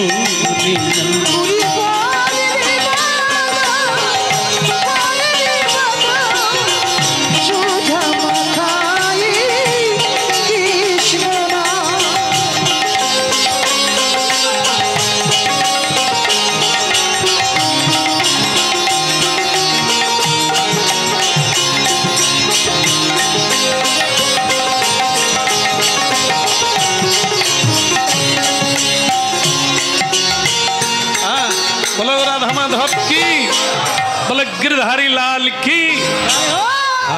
ভক্তমণ্ডলী মায়েরা, হরি নামের মহিমার শেষ নাই, আর এক কথার কোনো শেষ নাই। যুগ যুগ ধরে আস্বাদন করবেন, গোবরে পোকার মতো দিন রাত্রি কেটে যাবে, তবু গোবরের কথা আর মনে হবে না, চালিয়ে যেতে হবে। তো হরিনাম যদি এত মধু, হরিনাম যদি সুধা সদৃশ, তাহলে এত লোকের ভালো লাগে না কেন? কি ঠাকুমা, হরিনাম ভালো লাগে? কিরকম ভালো লাগে? সংসারের চেয়ে ভালো না? অতটা না। যদি ভালো তো বলতে পারতেন, না না ওর থেকে ভালো। কি সংসারের থেকে ভালো হরিনাম? যারা যারা বলছেন একটু হাত তুললে নাম লিখে নিতাম। কেন? তাদের তো আবার জায়গা দিতে হবে, তারা তো আর বাড়ি যাবে না। বলে ওরে বাবারে নাম লিখো না। কি তা যাই হোক, ভালো যে লাগছে তার প্রমাণ আপনারা এসেছেন। যার ভালো লাগে না সে আসে না। দূর দূরান্ত থেকে মানুষ হরিনাম শুনতে আসে, কাছের লোক ঘরে শুয়ে থাকে, তারা বেরোয় না। আরে কে দাও সব। হ্যাঁ, এখন যা মোবাইল এসে গেছে, কত সিনেমা দেখো তার কোনো ঠিক না।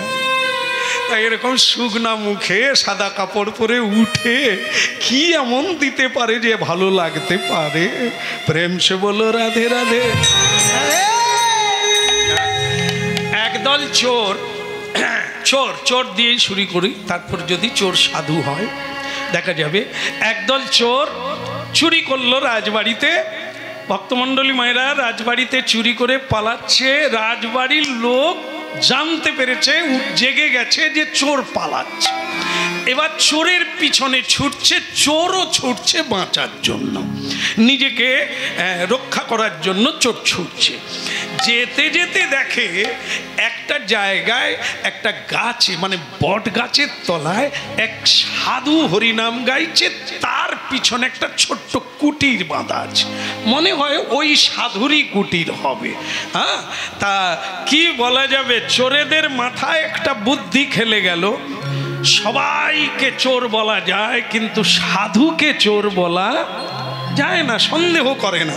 তা আমরা যদি সাধুর কুটিরে ঢুকে যাই, বাস ওরা সাধু মনে করে প্রণাম করে চলে যাবে, আমরাও বেঁচে যাও, চলো। এই বলে সাধু হরিনাম গাইছে, আর চোরগুলো কি করলো, জিনিসপত্র নিয়ে সাধুর আশ্রমে ঢুকে গেল। এদিকে রাজবাড়ি থেকে লোকজন চোর ধরার জন্য হই হই রই রই করে ছুটে আসে। ধরো ধরো, চোর চোর চোর চোর, ওই চোর যাচ্ছে, ওই চোর যাচ্ছে। বাস গিয়ে দেখেন নাই।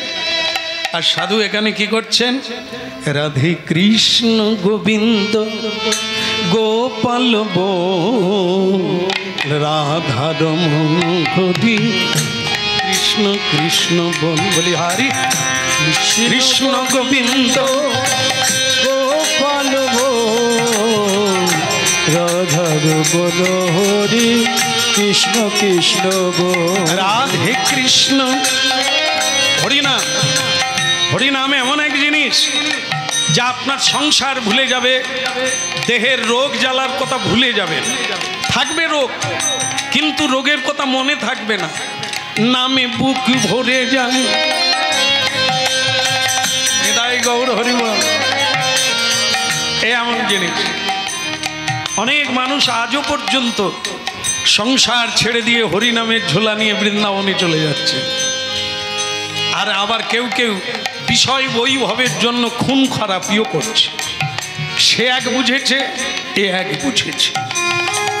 আজও কত মায়েরা মানে কলেজ থেকে, হ্যাঁ, যুবতী কলেজে যায় হরিনামের মালা নিয়ে, তিলক দিয়ে। ভাবতে পারেন যে সময় এত স্টাইল বেরিয়েছে, হ্যাঁ, সেই সময় আজও একই ধারাবো। কুমারী মেয়েরা যারা বুঝতে পেরেছে তারা ঝোলামালা নিয়ে কলেজে যাচ্ছে, বাস বিয়ে করল না, সেই ঝোলামালা নিয়ে বৃন্দাবনে রাধাকুণ্ডের তীরে রাধারানীর সেবায় যুক্ত হয়ে গেল। আজও কত দেখবেন এখনো স্কুল থেকে স্টুডেন্টরা পালিয়ে যাচ্ছে। যারা একবার গীতা পড়বে, শ্রীমদ্ ভাগবত পড়বে, তাদের আর এই সংসারের এই নুনো ছোলা ভালো লাগবে না। ও যে এক পরম আনন্দময়। এই জন্য তাই এখানে কি হলো দেখেন,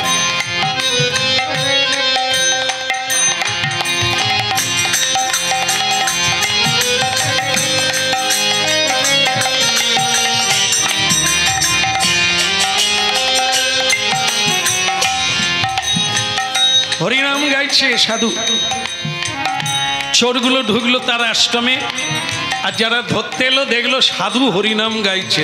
অনেকবার ডাকাডাকি করলো, সাধু কোনো সাড়া দিল না, সাধু কোনো সাড়া দিল না।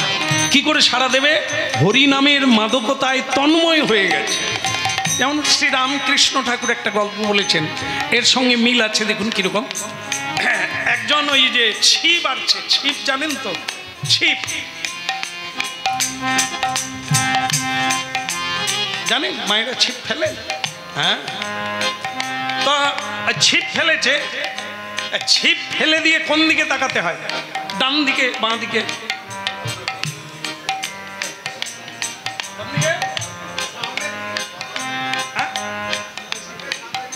ওটাকে কি বলে যেটা পাতনা? হ্যাঁ, অনেক রকম বলে, আমাদের চুনিও বলে। যাই হোক, পাতনা, হ্যাঁ, এবার ধরে ফেলেছেন মা। হ্যাঁ, ওই যে পাতনা, ওই দিকে তাকিয়ে থাকতে হবে। কেন না, শিকার কখন আসবে, আধার ধরবে, ওটা নড়বে, পাতনা নড়বে, নড়লেই বুঝতে হবে মাছ চারে এসে গেছে। হ্যাঁ, লক্ষ্যটা রাখতে হবে। আর যদি কেউ এরকম করে তাহলে আধার খেয়ে কাঁটা খালি করে চলে যাবে। তুমি সারাদিন 2 বান্ডেল বিড়ি খেয়ে বসে থাকবে, বিড়ির দাম উঠবে না।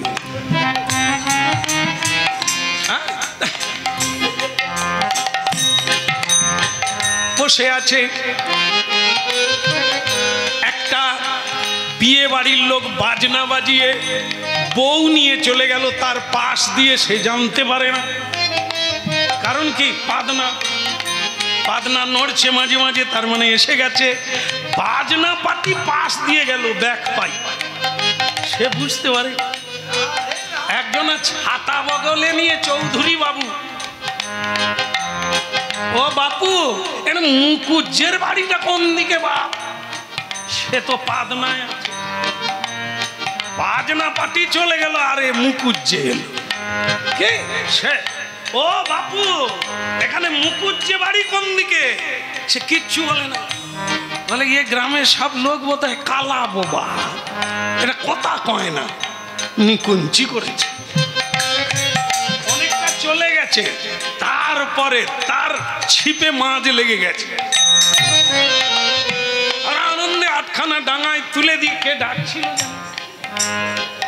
আরে ছাতা। সে বুড়ো রেগে গেছে, কাছে গিয়ে ডাকলুম, সারা নাই, এখন বলে ছাতা। এ ছাতা, এদিকে। সে আবার এলো, তা কি বলবে বলো? তখন কথা কও না, এখন আবার ছাতা, কি বলবে বলো? বলে আপনি কিছু বলছিলেন। আর বলে কি হবে, মুকুজ্জের বাড়ি খুঁজছি কোন দিকে? আরে বাবা, আমি কি করে জানবো? মুকুজ্জের বাড়ি খুঁজছেন, আমি দেখিয়ে দেবো, কিন্তু আমার মাছ ছিপে লেগে গেছে, আমি সেটা আগে দেখবো না তোমার মুকুজ্জে বাড়ি? বলে তাহলে এখন যে বলছো কথা, তখন বলো না। বলে এখন তো মাছ তীরে তুলে ফেলেছে।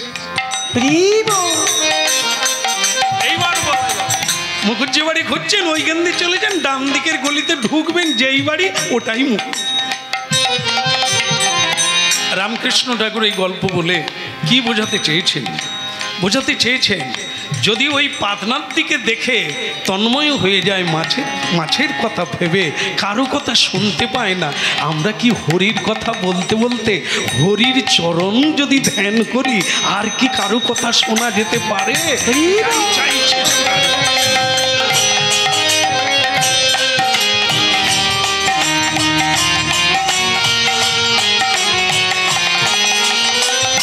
নামে বুক ভরে যায়, অভাব মিটায়, স্বভাব জাগায় মহাসুখ। হরি নামে বুক ভরে যায়, অভাব মিটায়, স্বভাব জাগায় মহাসুখে। ভজ রাধা কৃষ্ণ গোপাল কৃষ্ণ, কৃষ্ণ কৃষ্ণ বল মুখে, কৃষ্ণ কৃষ্ণ বল মুখে। ওই ভজ রাধা কৃষ্ণ গোপাল কৃষ্ণ, কৃষ্ণ কৃষ্ণ বল মুখে, কৃষ্ণ কৃষ্ণ বল মুখে।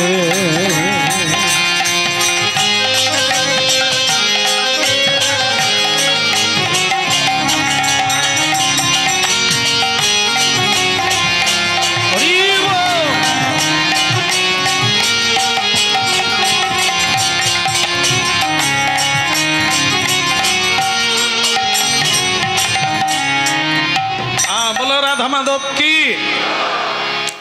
আজকে একটা কথা শুনুন, আলোচনা করব, সেটা হচ্ছে জন্মান্তরবাদ। জন্মান্তরবাদ মানে কি? আমরা আগে জন্ম নিয়েছি, এবারে জন্ম পেয়েছি, আবারও কিন্তু জন্ম হবে, কিন্তু সেটা কর্মগুণে। যেরকম কর্ম করব, হয়তো দেখা যাবে নারী পুরুষ জন্ম নেবে, পুরুষ নারী জন্ম নেবে, মানুষ জীবজন্তুর জন্ম পাবে, তবে জন্ম হবে। আজকে একটা কাহিনী বলছি আমরা, এই যে এসে গেলাম কি না, হরিনাম গাইছে সাধু, আর চোরের দল ঢুকলো তার আশ্রমে। রাজবাড়ির লোক এসে সাধুকে বলছে, এই যে বাবা, সে তো শুনতে পায় না, এদিকে কি চোর দেখেছেন আপনি? চোরদের যেতে দেখেছেন? সে সাধু তো কিছুই বলে না, কারণ সে তো এসব কথা শুনতে পায় না, হরির ধ্যানে মগ্ন। তারপর কি হলো, সেটা কি, এরা কি করলো, নিজেরাই আশ্রমে ঢুকে গেল, একবার আশ্রমটা চেকিং কর। এই চেক করতে গিয়ে দেখে চোরের পুরো দলটাই আশ্রমের ভিতর। যেগুলো চুরি হয়েছিল মালপত্তর সমেত সব চোরগুলোকে ধরে নিল। তাদের মধ্যেই আলাপন হলো, যেটা চোখ বন্ধ করে বসে আছে এটার কি হবে? এবার আগুনে হাত দেবে আর কি। এরা তো অন্ধ, আর ওকেও ভেবেছে অন্ধ। এই জায়গায় ভুল করি আমরা, দেখতে পাই আগুন নাই, ছাই, তাছাড়া আর কিছু নাই, পা দিয়ে দেখি পা পুড়ে গেল। এই আমাদেরই মতো দেখতে, আমরা আমাদের যেরকম ভাব সেরকম লাভ। আমরা যেই মানসিকতা নিয়ে আছি, যেই ভাব নিয়ে আছি, সে সবাইকে ওই এক চোখে দেখি। ওই থামো থামো, ওসব কত মালা তিলক দেখলাম, কত বাবাজি দেখলাম। ওই তো রাবণের কথা বলো, রাবণ কি করলো, জোটা জুটো একবারে যোগী সেজে এলো, তারপর কি করলো, রমণী কিডন্যাপ করে নিয়ে চলে গেল। সীতা চুরি করলো না বা? তাহলে রাবণ তো সাধু ছিল না? সাধু নয়, রাবণ হচ্ছে রাক্ষস, তার প্রবৃত্তি লুটেরা। এরকম বহু কিছু হরণ করেছেন তিনি, অত্যাচারী, অন্যায়কারী, অধর্মচারী। সেই লুটেরা হচ্ছে রাবণ চরিত্র, যাকে রামচন্দ্র বিনাশ করার জন্য অবতীর্ণ হয়েছেন। সেই রাবণ চরিত্র সেটা বহুরূপী, ও যেখানে যেমন লাগে সেখানে তেমন রূপ ধারণ করে কাজ করে। তাই ভক্তমণ্ডলী মায়েরা, এই চরিত্রগুলো দেখে আমরা সবাইকে এক করে ফেলি। ওই তো রাবণ কি গো মা, বাড়িতে সাধু টাধু আসে নাকি? সাবধান, রাবণ নয় তো। হ্যাঁ, এখন আমরা কোনো কোনো জায়গায় মানে কমিটির কীর্তন পড়ে গেলে স্কুলে বাসা পাই, মানে বাসা সেই গ্রামে কেউ দিতে চায় না, বাড়িতে বাসা দেয় না। আমি বললাম জল এক গ্লাস চাইলে কাকে চাইবো? হ্যাঁ, একটু গাছের তুলসী গাছে এক ঘটি জল দেব, তুলসীও নাই, এত দূরে একটা স্কুলে দিয়ে গেল রে। কীর্তনিয়ারা কি অন্যায় করে গো, কারো বাড়িতে একটু জায়গা দেয়নি? তা একজনকে বললুম, হ্যাঁ গো বাপ, আমরা কীর্তন গাই, তা একটু কারো বাড়িতে জায়গা হলো না? বলে বাড়ি কি নাই, বাড়ি তো আছে, আসলে আগে যেসব কীর্তনিয়ারা এই ছিল তারা যা করে গেছে, তাই কীর্তনের দলকে আর কাউকে কারো বাড়িতে থাকতে দেয়নি। হ্যাঁ, আমি দেখলাম তাহলে আমার জাত ভাই আমাদেরই কাজ, এদের কোনো দোষ নাই। আমরাই এমন কীর্তি করেছি যে আমাদের কীর্তিগুলো চারিদিকে ছড়িয়ে আছে, তাই কেউ সাধুভাবে নিতে পারেন। সবাই মনে করেছে ওই রাবণ এইছে, তো বাস আমরাও সেই রাবণের দলে পড়লুম, স্কুলে থাকলুম। হ্যাঁ, খাবো কি খাবো কি? বলি মা, আমরা তো সবসময় প্রসাদ পাই বাড়িতে, তুলসী দিয়ে পাই, তা কি ওই খাও, কমিটি রান্না করছে, ও ছাড়া কেউ কিচ্ছু দিতে পারবে না বাপু, হরিনাম শুনবে না, রান্না কর। হয়ে গেল। তা রান্না কে করছে? যে রান্না করছে সে প্রসাদ পায়, বলে সে বিড়ি খায়, সে দারু খায়, সে লুঙ্গি পরে। এই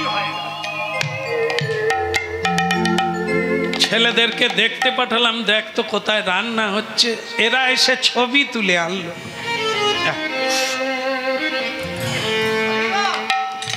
কমিটিকে বলে দে পেট খারাপ, আজকে খাবো না, দোকান থেকে ওই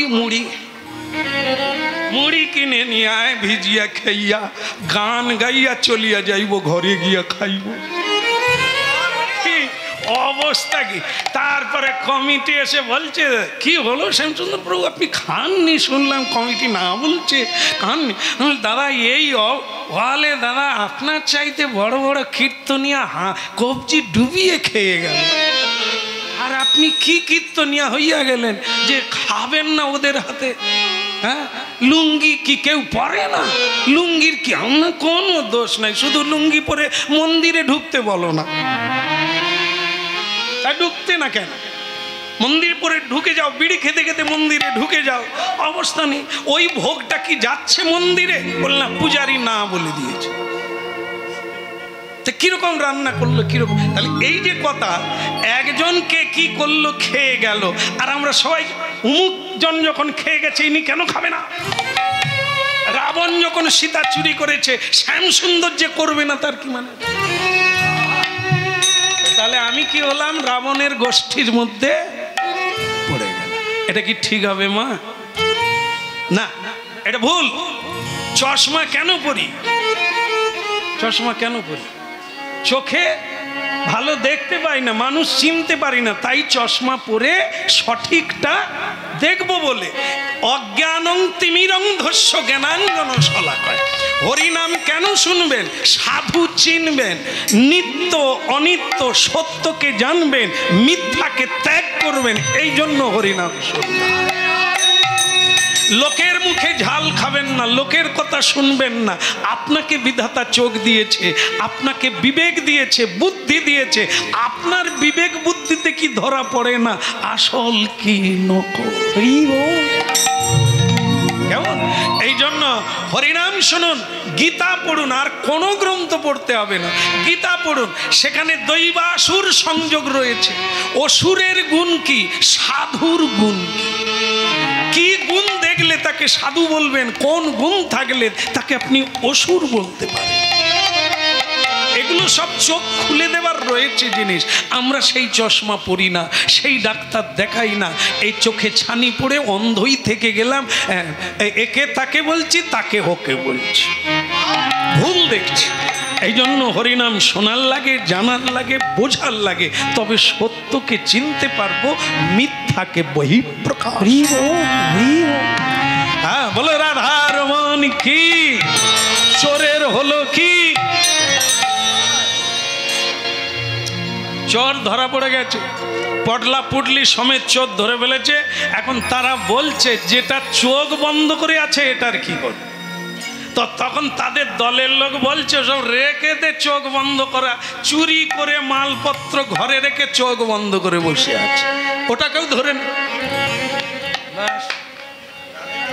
ওই করলো আর কি। আরে বাবা, মেয়ে তো অনেক আছে, যদি সীতাকে চুরি না করতো, এর আগে রাবণ কত মেয়ে চুরি করেছে, তার ঘরে রাখার জায়গা নেই। কিন্তু একটা মেয়েকে চুরি করতে গিয়ে জীবনে ফেসে গেল কেন? কারণ রাবণেরও চোখ ছিল না যে এ মেয়েটা সাধারণ মেয়ে, একে নিয়ে যাও মানে ধ্বংস হওয়া। সকলে তো সমান নয় মা, যার চোখ উপর দিকে আছে, চারদিকে আছে, সে কি একদিকে দেখে? এদের মতো পতিতা, দ্বিচারিণী আর কুলকলঙ্কিনী, এদের কোনো সমস্যা নাই। কিন্তু যিনি সতী সাধ্বী, যিনি স্বয়ং লক্ষ্মী, গোবিন্দ ছাড়া কিছু জানে না, তাকে স্পর্শ করলে তোমার মৃত্যু অনিবার্য।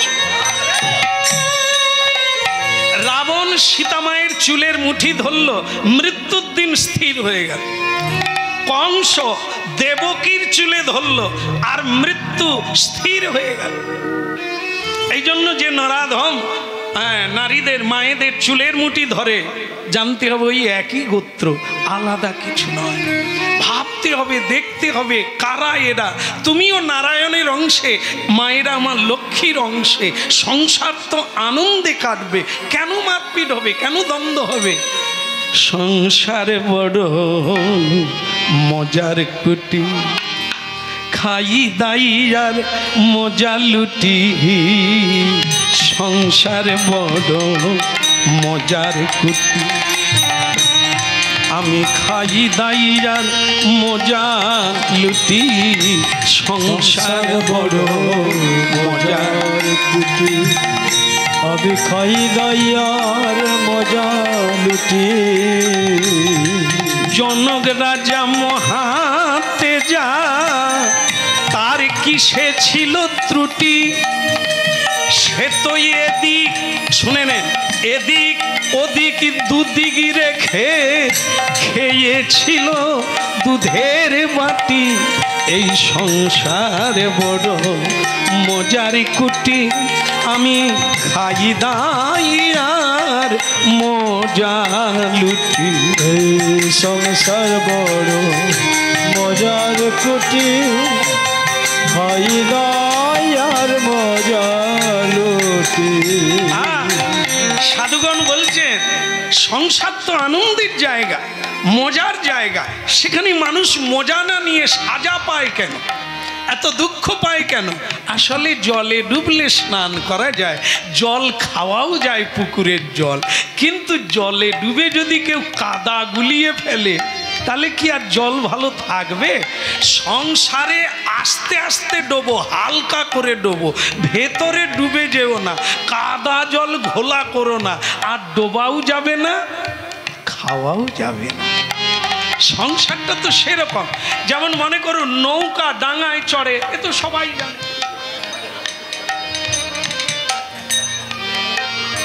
আচ্ছা, নৌকা জলে চলে, কিন্তু নৌকাতে যদি জল ওঠে আর ঘুমোতে পারবে?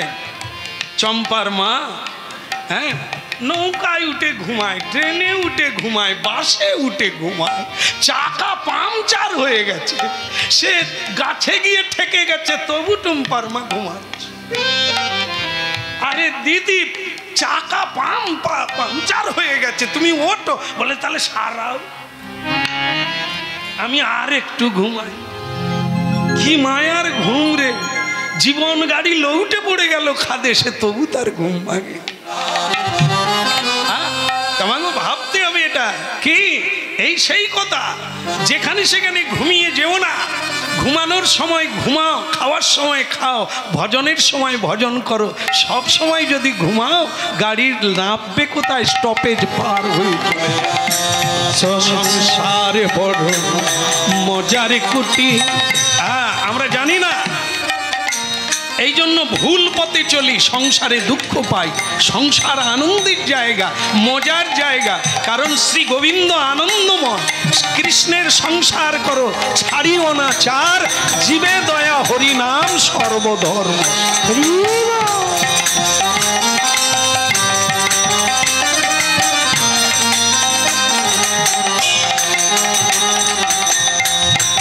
একটা তুলনা দিলে যে জনক রাজা মহাতেজা, তার কিসে ছিল ত্রুটি, এদিক ওদিক দুদিক রেখে খেয়েছিল দুধে।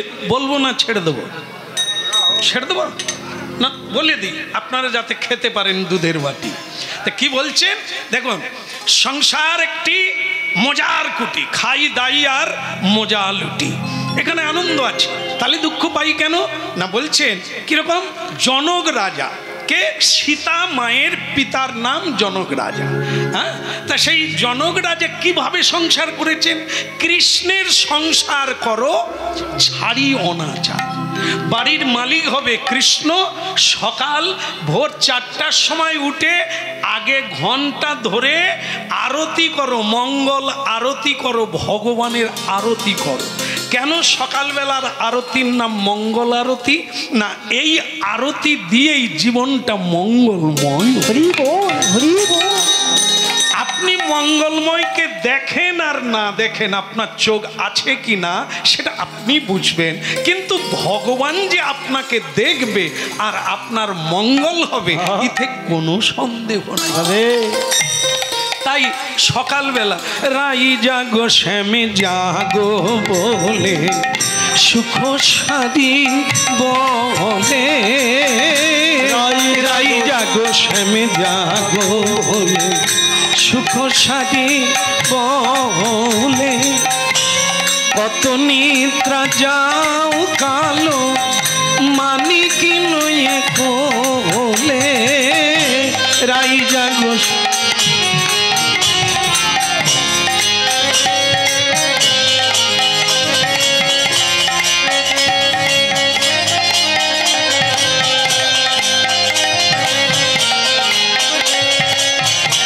কত নিদ্রা যাও কালো মানিক নয়ে কোলে, রাই জাগো শ্যামে জাগো বলে সুখ সাদি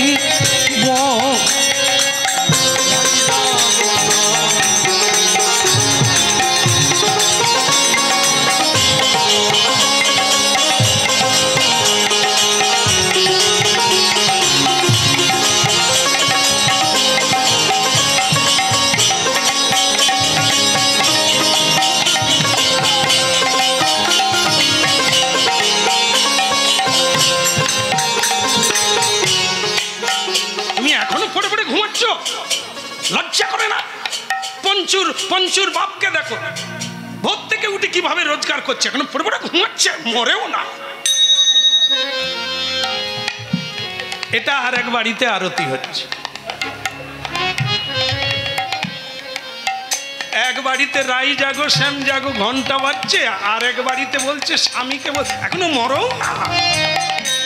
না না, আপনাকে না, ইনি আবার কি ভাবছেন ভাই? তার স্ত্রী তাকে বলছে। দেখুন, তাহলে আমি দুটো জায়গা দেখলাম, একটা হচ্ছে নরক গুলজার আর একটা বৈকুণ্ঠ তপবন। ভোর 4টা থেকে যদি বাড়িতে কৃষ্ণের আরতি হয়, কীর্তন হয়, ওখানে কি আনন্দ নাই? ওই তো প্রেমানন্দ। জাগো বলে সুখ সারি বলো,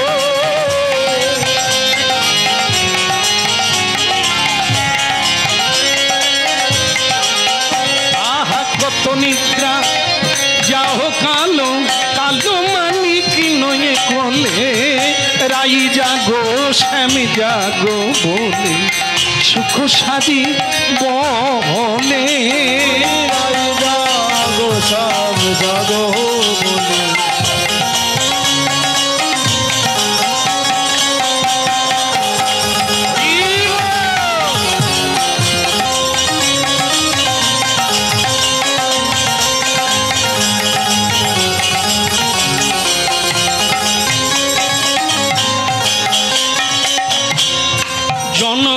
রাজা মহাতে যা। এই হলো সংসার। কৃষ্ণের সংসার করো। এখানে এমন কোনো লোক নেই বলতে পারবে যে আমি সংসার বানিয়েছি। বাবার বাবাও পারে না, স্বয়ং ভগবান সংসার বানিয়েছে। গীতা পড়ুন, সংসারের ডগা নিচের দিকে, গড়া উপর দিকে, ক্ষেত্র ক্ষেত্রজ্ঞ। গীতা পড়ুন, তাহলে বুঝতে পারবেন সংসারটা কে বানিয়েছে। আপনার বাবা না, বাপ ঠাকুর দাদাও না, তাহলে কে? আদি কৃষ্ণ ভগবান, তিনি সংসার বানিয়েছে। আর মাঝখান থেকে আমরা গিয়ে ঘর জামাই হয়ে বলি এ বাড়ি আমার, আমার বাড়ি নয়, গাড়ি নয়, তবু বলি এ বাড়ি আমার। এটাই হচ্ছে ভুল, কাঁদবার জায়গা। জনক রাজা মহাতেজা, এই জনক রাজা কি করেছিল একবার দেখুন। তিনি রাজা, আবার তিনি কৃষ্ণ ভক্ত এত বড় যে তার তুলনা করা যাবে না। তার জামাই হচ্ছে ভগবান রামচন্দ্র। সীতামাকে পেলেন অজনী সম্ভবা, পেটে ধরতে হয় না, অজনী সম্ভবা রূপে সীতাই উঠল, তাই তার নাম সীতা। নাগল করতে গিয়ে ফালে উঠল। এমন লক্ষ্মীকে পাওয়া গেল। কে পেলেন না? জনক রাজা পেলেন এই কন্যাকে, স্বয়ং জগদম্বাকে। তিনি প্রাপ্ত হয়ে গেলেন। ভাবুন তার সংসারটা কি, কি ভজন করেছিল, কিভাবে জীবনযাপন করেছিল। স্বয়ং লক্ষ্মীনারায়ণ তার বাড়িতে। ভাগ্যের দরকার তোমার। এই যে এখন দেখবেন একাদশী দিনে বোম্বে থেকে জামাই এলো, মাম্মি মাম্মি মাম্মি, ওই এখন আর মা বলে না, সব শিক্ষা এগিয়ে গেছে না। শাশুড়িকে ডাকছে জামাই বাবু, মাম্মি, আমার দিকে তাকান, মাম্মি। একাদশী দিনে শাশুড়ি তো আনন্দে আটখানা।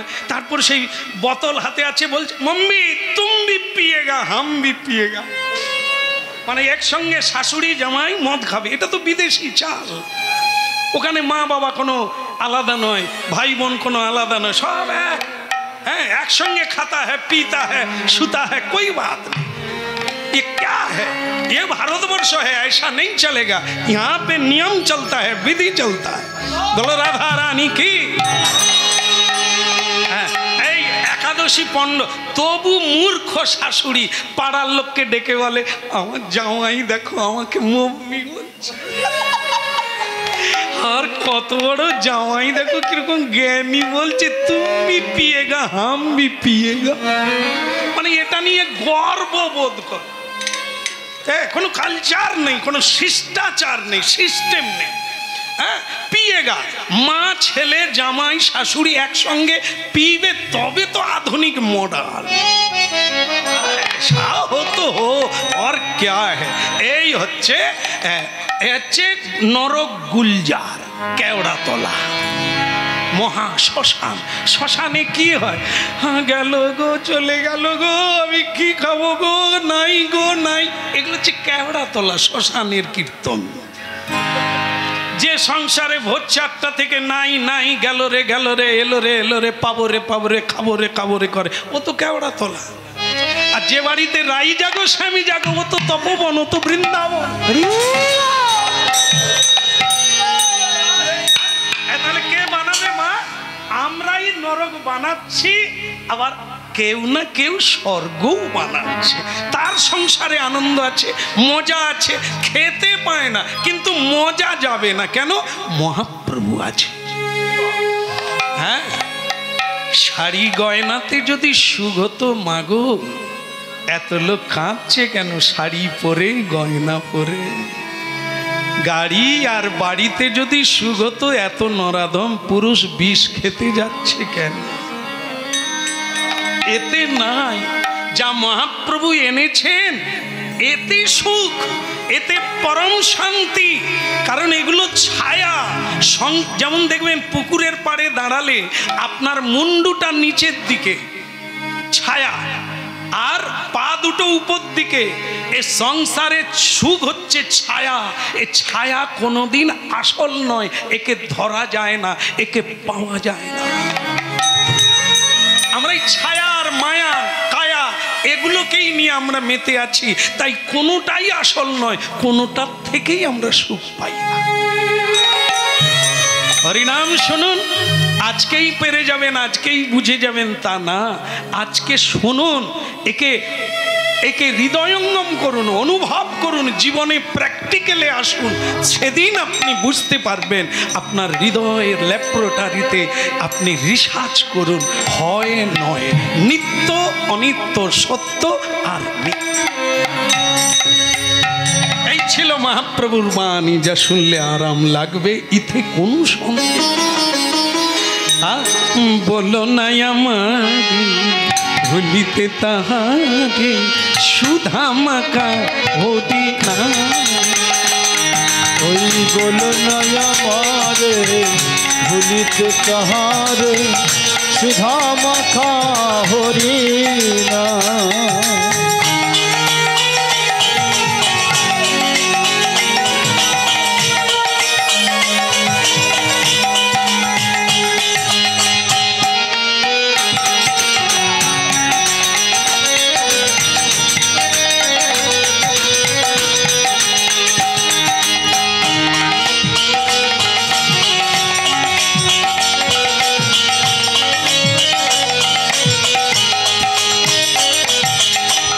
বলো না,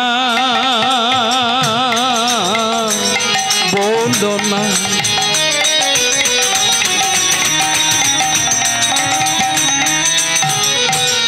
বলো না আমারে ভুলিতে তাহারে, সুধা মাখা হরি নাম।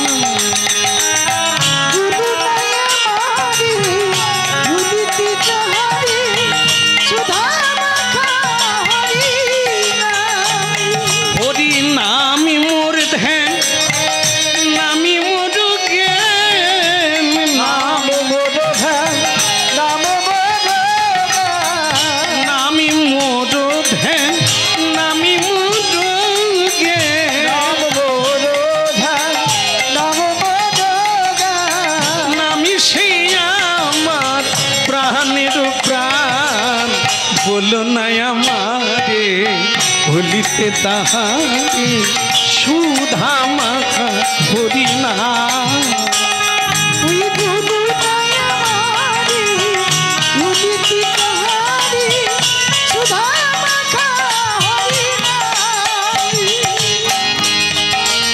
দাই গৌর হরি হরি বল।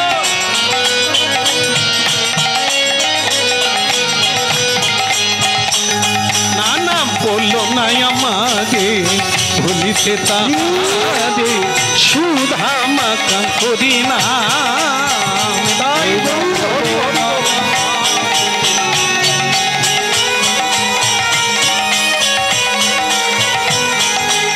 সুধা মাখা হরি।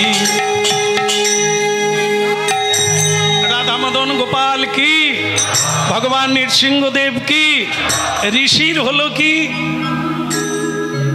ওই একসঙ্গে, চোরের সঙ্গে ঋষিকেও পর্যন্ত ধরে নিলেন। এই ভুল হলো, চোখের ছানি কাটে না, হ্যাঁ, গুরু সঙ্গ করে না, তাই দৃষ্টি ঠিক হলো না, আসল কোনটা নকল কোনটা, চোর কোনটা সাধু কোনটা বুঝতে পারে। আমাদের পশ্চিমবঙ্গে একজন ডাক্তার ছিলেন, যিনি দেখেই বলে দিতেন, এক্সরে আল্ট্রাসাউন্ড এসব করতে হতো না, রোগের নাম বলে দিতেন, কবে মরবে তাও বলে। কি নাম? হ্যাঁ, বাচ্চা সূত্র জানে, ডাক্তার বিধানচন্দ্র রায়, শ্রদ্ধেয়। তিনি পশ্চিমবঙ্গের মুখ্যমন্ত্রীও ছিলেন একসময়, প্রাক্তন মুখ্যমন্ত্রী। তাহলে ভাবুন, আজকের ডাক্তার টিপা টিপি করে এক্সরা আর কি শোনা, দাদু শোনা, আলটা শোনা করিয়াও বলে আমি কিছু ধরিতে পারিতেছি না। কি অবস্থা! আর তিনি, তার গল্প শোনা যায়, রুগী রিক্সায় করে চলে যাচ্ছে, তিনি একটা রিক্সায় পাশ হতে গিয়ে দেখে, এই দাঁড়া দাঁড়া দাঁড়া, তুমি আর 3 দিন বাঁচবে। চেম্বারে আসে, রুগী রাস্তা দিয়ে যাচ্ছে, যাচক হয়ে ওই ডাক্তার বলে দিতেন, তাড়াতাড়ি ডাক্তার দেখাও, দিনা 3 বাঁচবে। তো ওই ডাক্তারকে পাগল বলছিল, যে কি ডাক্তার এরকম কেউ বলে? রুগী যাচ্ছে, ভালো লোক, আমার কিছু হয়নি, বলে তাড়াতাড়ি ডাক্তার দেখাও। ডাক্তার দেখাতে গিয়ে সত্যি সত্যি ধরা পড়লো সে অল্প দিন বাঁচবে। তা ভাবুন, তার মানে দেখে বুঝে নিতেন ভিতরে। চোখ, জিহ্বা, নখ দেখলেই বোঝা যাবে আপনার ভিতরে কি চলছে। ওটা অবশ্য সায়েন্সের ব্যাপার, মেডিকেল সায়েন্স। যারা পড়ে, যারা জানে, আমাদেরকে দেখলেই ধরে নিবে শ্যামসুন্দর যত কীর্তন গাও তোমার ভেতরে রোগ আছে। দেখাবার লাগবে না, বলার লাগ। এখন আপনি ডাক্তারে সারাদিন লাইন দিয়ে বিকেলবেলা চান্স পেলেন, ডাক্তারের কাছে গিয়ে বসে বললাম, তারপর ডাক্তার বলছে বলুন কি হয়েছে। আরে আমি যদি বলবো তুমি কি দেখবে, এত যন্ত্রপাতি দিয়ে কি দেখলে আমি বলবো? হ্যাঁ, এই আমাদের বলতে হয়, তাও সঠিক ঔষধ হয়নি। যখন আমরা বেনারসে যাই, সেখানে গিয়ে ডাক্তার দেখায়, সে বলে আপনি আগে ভুল চিকিৎসা করতেন, এবার বুঝুন 500 টাকা ফ্রি। সে ভুল চিকিৎসা করছে, সে ডাক্তার বলছে। তাহলে এই আমাদের এত টিপাটিপি করে, এত এক্সরে করে তবু রোগ ধরতে পারে না। আর তিনি এমন একজন ডাক্তার ছিলেন, চোখ দেখে বলে দিতেন আপনি আর কদিন বাঁচবেন। ঠিক তেমনি আমাদেরও তো বিধাতা চোখ দিয়েছে, কেন এখনো মানুষ চিনতে পারলাম না, কে আপন কে পর, হ্যাঁ, কে আমার সঙ্গে যাবে, কোন ধন আমার সঙ্গে যাবে, কার সঙ্গ করা উচিত, কাকে বর্জন করা উচিত, আজও সিদ্ধান্তে পৌঁছাতে পারলাম না। বিধাতা চোখ দিয়েছে, ধৃতরাষ্ট্রের মতো এখনো ভুল পথে যাচ্ছে। চোখ দিয়েছেন, কিন্তু ধৃতরাষ্ট্রের চেয়েও আমরা আরো বড় অন্ধ। অন্ধ তিনি, যিনি পথ দেখতে পায় না, যিনি সঠিক চিনতে পারেন না, তিনি তো অন্ধ। তাই ভক্তমণ্ডলী মায়েরা আজকে শুনে নেন, সাধুকে ধরে নিয়ে চলে গেল রাজবাড়িতে। সাধু কিন্তু হরিনাম গাইতে গাইতে গেল, ভগবান কোথায় নিয়ে যাচ্ছে একবার দেখি বেটারা, আমাকে কেন ধরে নিয়ে যাচ্ছে। রাজবাড়িতে গেল, এর নাম ছিল মান্ডব্য ঋষি। মান্ডব্য ঋষি এক প্রতাপশালী ঋষি। মান্ডব্য ঋষিকে ধরে নিয়ে গেল। ঋষি রাজবাড়িতে গিয়েও হরিনাম গাওয়া শুরু করলো। নমামি কৃষ্ণ সুন্দরম, নমামি কৃষ্ণ সুন্দরম, নমামি কৃষ্ণ সুন্দরম, নমামি কৃষ্ণ সুন্দরম।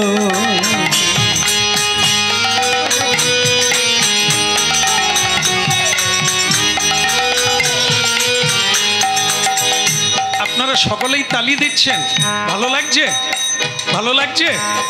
না না, আমি সে কীর্তনের কথা বলিনি, এই যে একসঙ্গে জেলখানায় হরিনাম গাইছি, ভালো লাগছে? মান্ডব্য ঋষি বলছে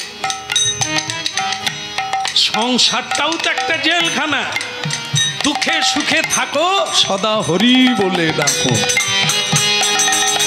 নমামি কৃষ্ণ সুন্দরম, নমামি কৃষ্ণ সুন্দরম, নবীন মেঘ সন্নিভং সুনীল কমল ছবি।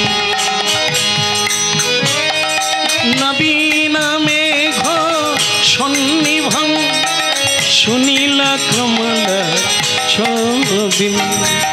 নমামি কৃষ্ণ সুন্দরম, নমামি কৃষ্ণ সুন্দরম, নমামি কৃষ্ণ সুন্দরম, নমামি কৃষ্ণ সুন্দরম।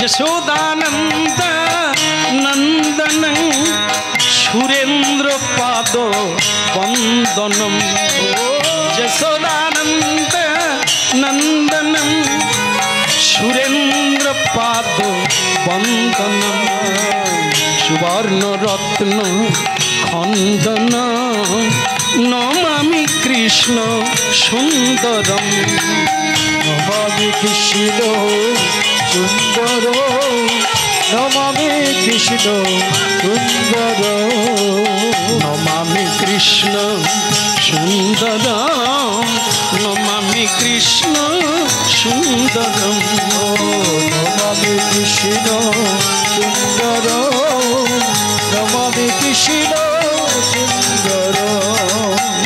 কৃষ্ণ কনৈয়া কি বলো, রাধা রানী কি।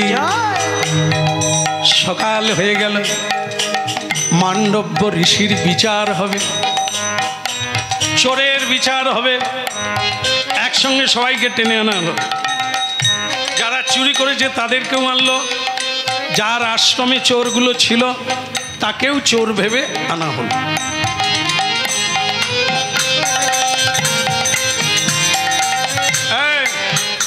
এই তোমরা চুরি করেছিলে?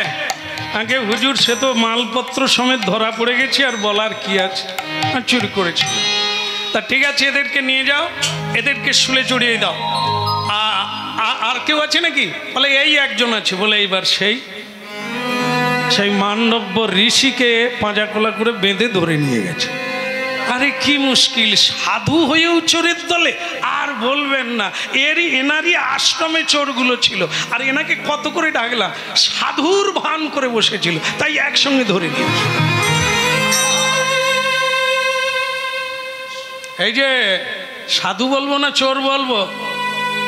তোমাকে কি বলে ডাকবো, সাধু না চোর? তো মান্ডব্য ঋষি বললেন, এখন তো বোঝা যাচ্ছে আপনি একজন বোকালো। হ্যাঁ, আমাকে বলে বোকা? আমি রাজা। তা বলে বলবো না? আরে আপনি তো মহারাজ বিচার করবেন, আপনি আমাকে কেন ধরে আনছেন আপনি জানেন?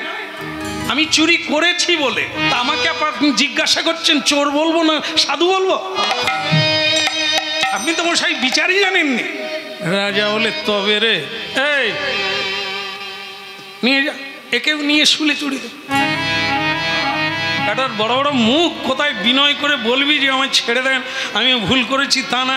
যাও, একেও শুধু শুল জানেন তো। এখন যেমন ফাঁসি হয়, তো অনেক আগে পুরোনো দিনে শুলে চড়ানো হতো অপরাধীকে, যার মৃত্যুদণ্ড হবে। শুল মানে এরকম পোঁতা থাকবে, এটা শুল থাকবে, হ্যাঁ, তীরশুলের মতো থাকবে, ওর উপরে বসিয়ে দেওয়া হবে, আরাম লাগবে।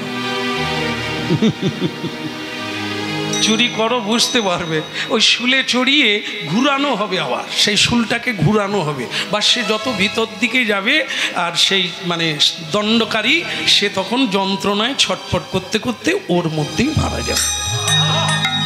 এই সবাইকে একসঙ্গে শুলে চড়ানো হলো। ভক্তমণ্ডলী মায়ের একটা বিপদ হলো কি, সকলেই মরে গেল শুলের উপরে। শুল ভেতরে ঢুকলো, আর চোরগুলো সব পটপট পটপট করে মরে গেল। কিন্তু সাধু, সে তো উঠতেও কৃষ্ণ নাম, বসতে কৃষ্ণ নাম, কৃষ্ণ বই কিছুই জানে না। তো সেই সাধুকেও যখন শুলে চড়ালো, সে শুলের উপরে বসে 3 দিন হরিনাম গায়। এটা প্রথম দিনেই মরে গেল, কিন্তু সাধু মরে না, যে হরিনাম গাইছে। তো সেই হরিনাম শুলের উপরে বসেই গাইছে।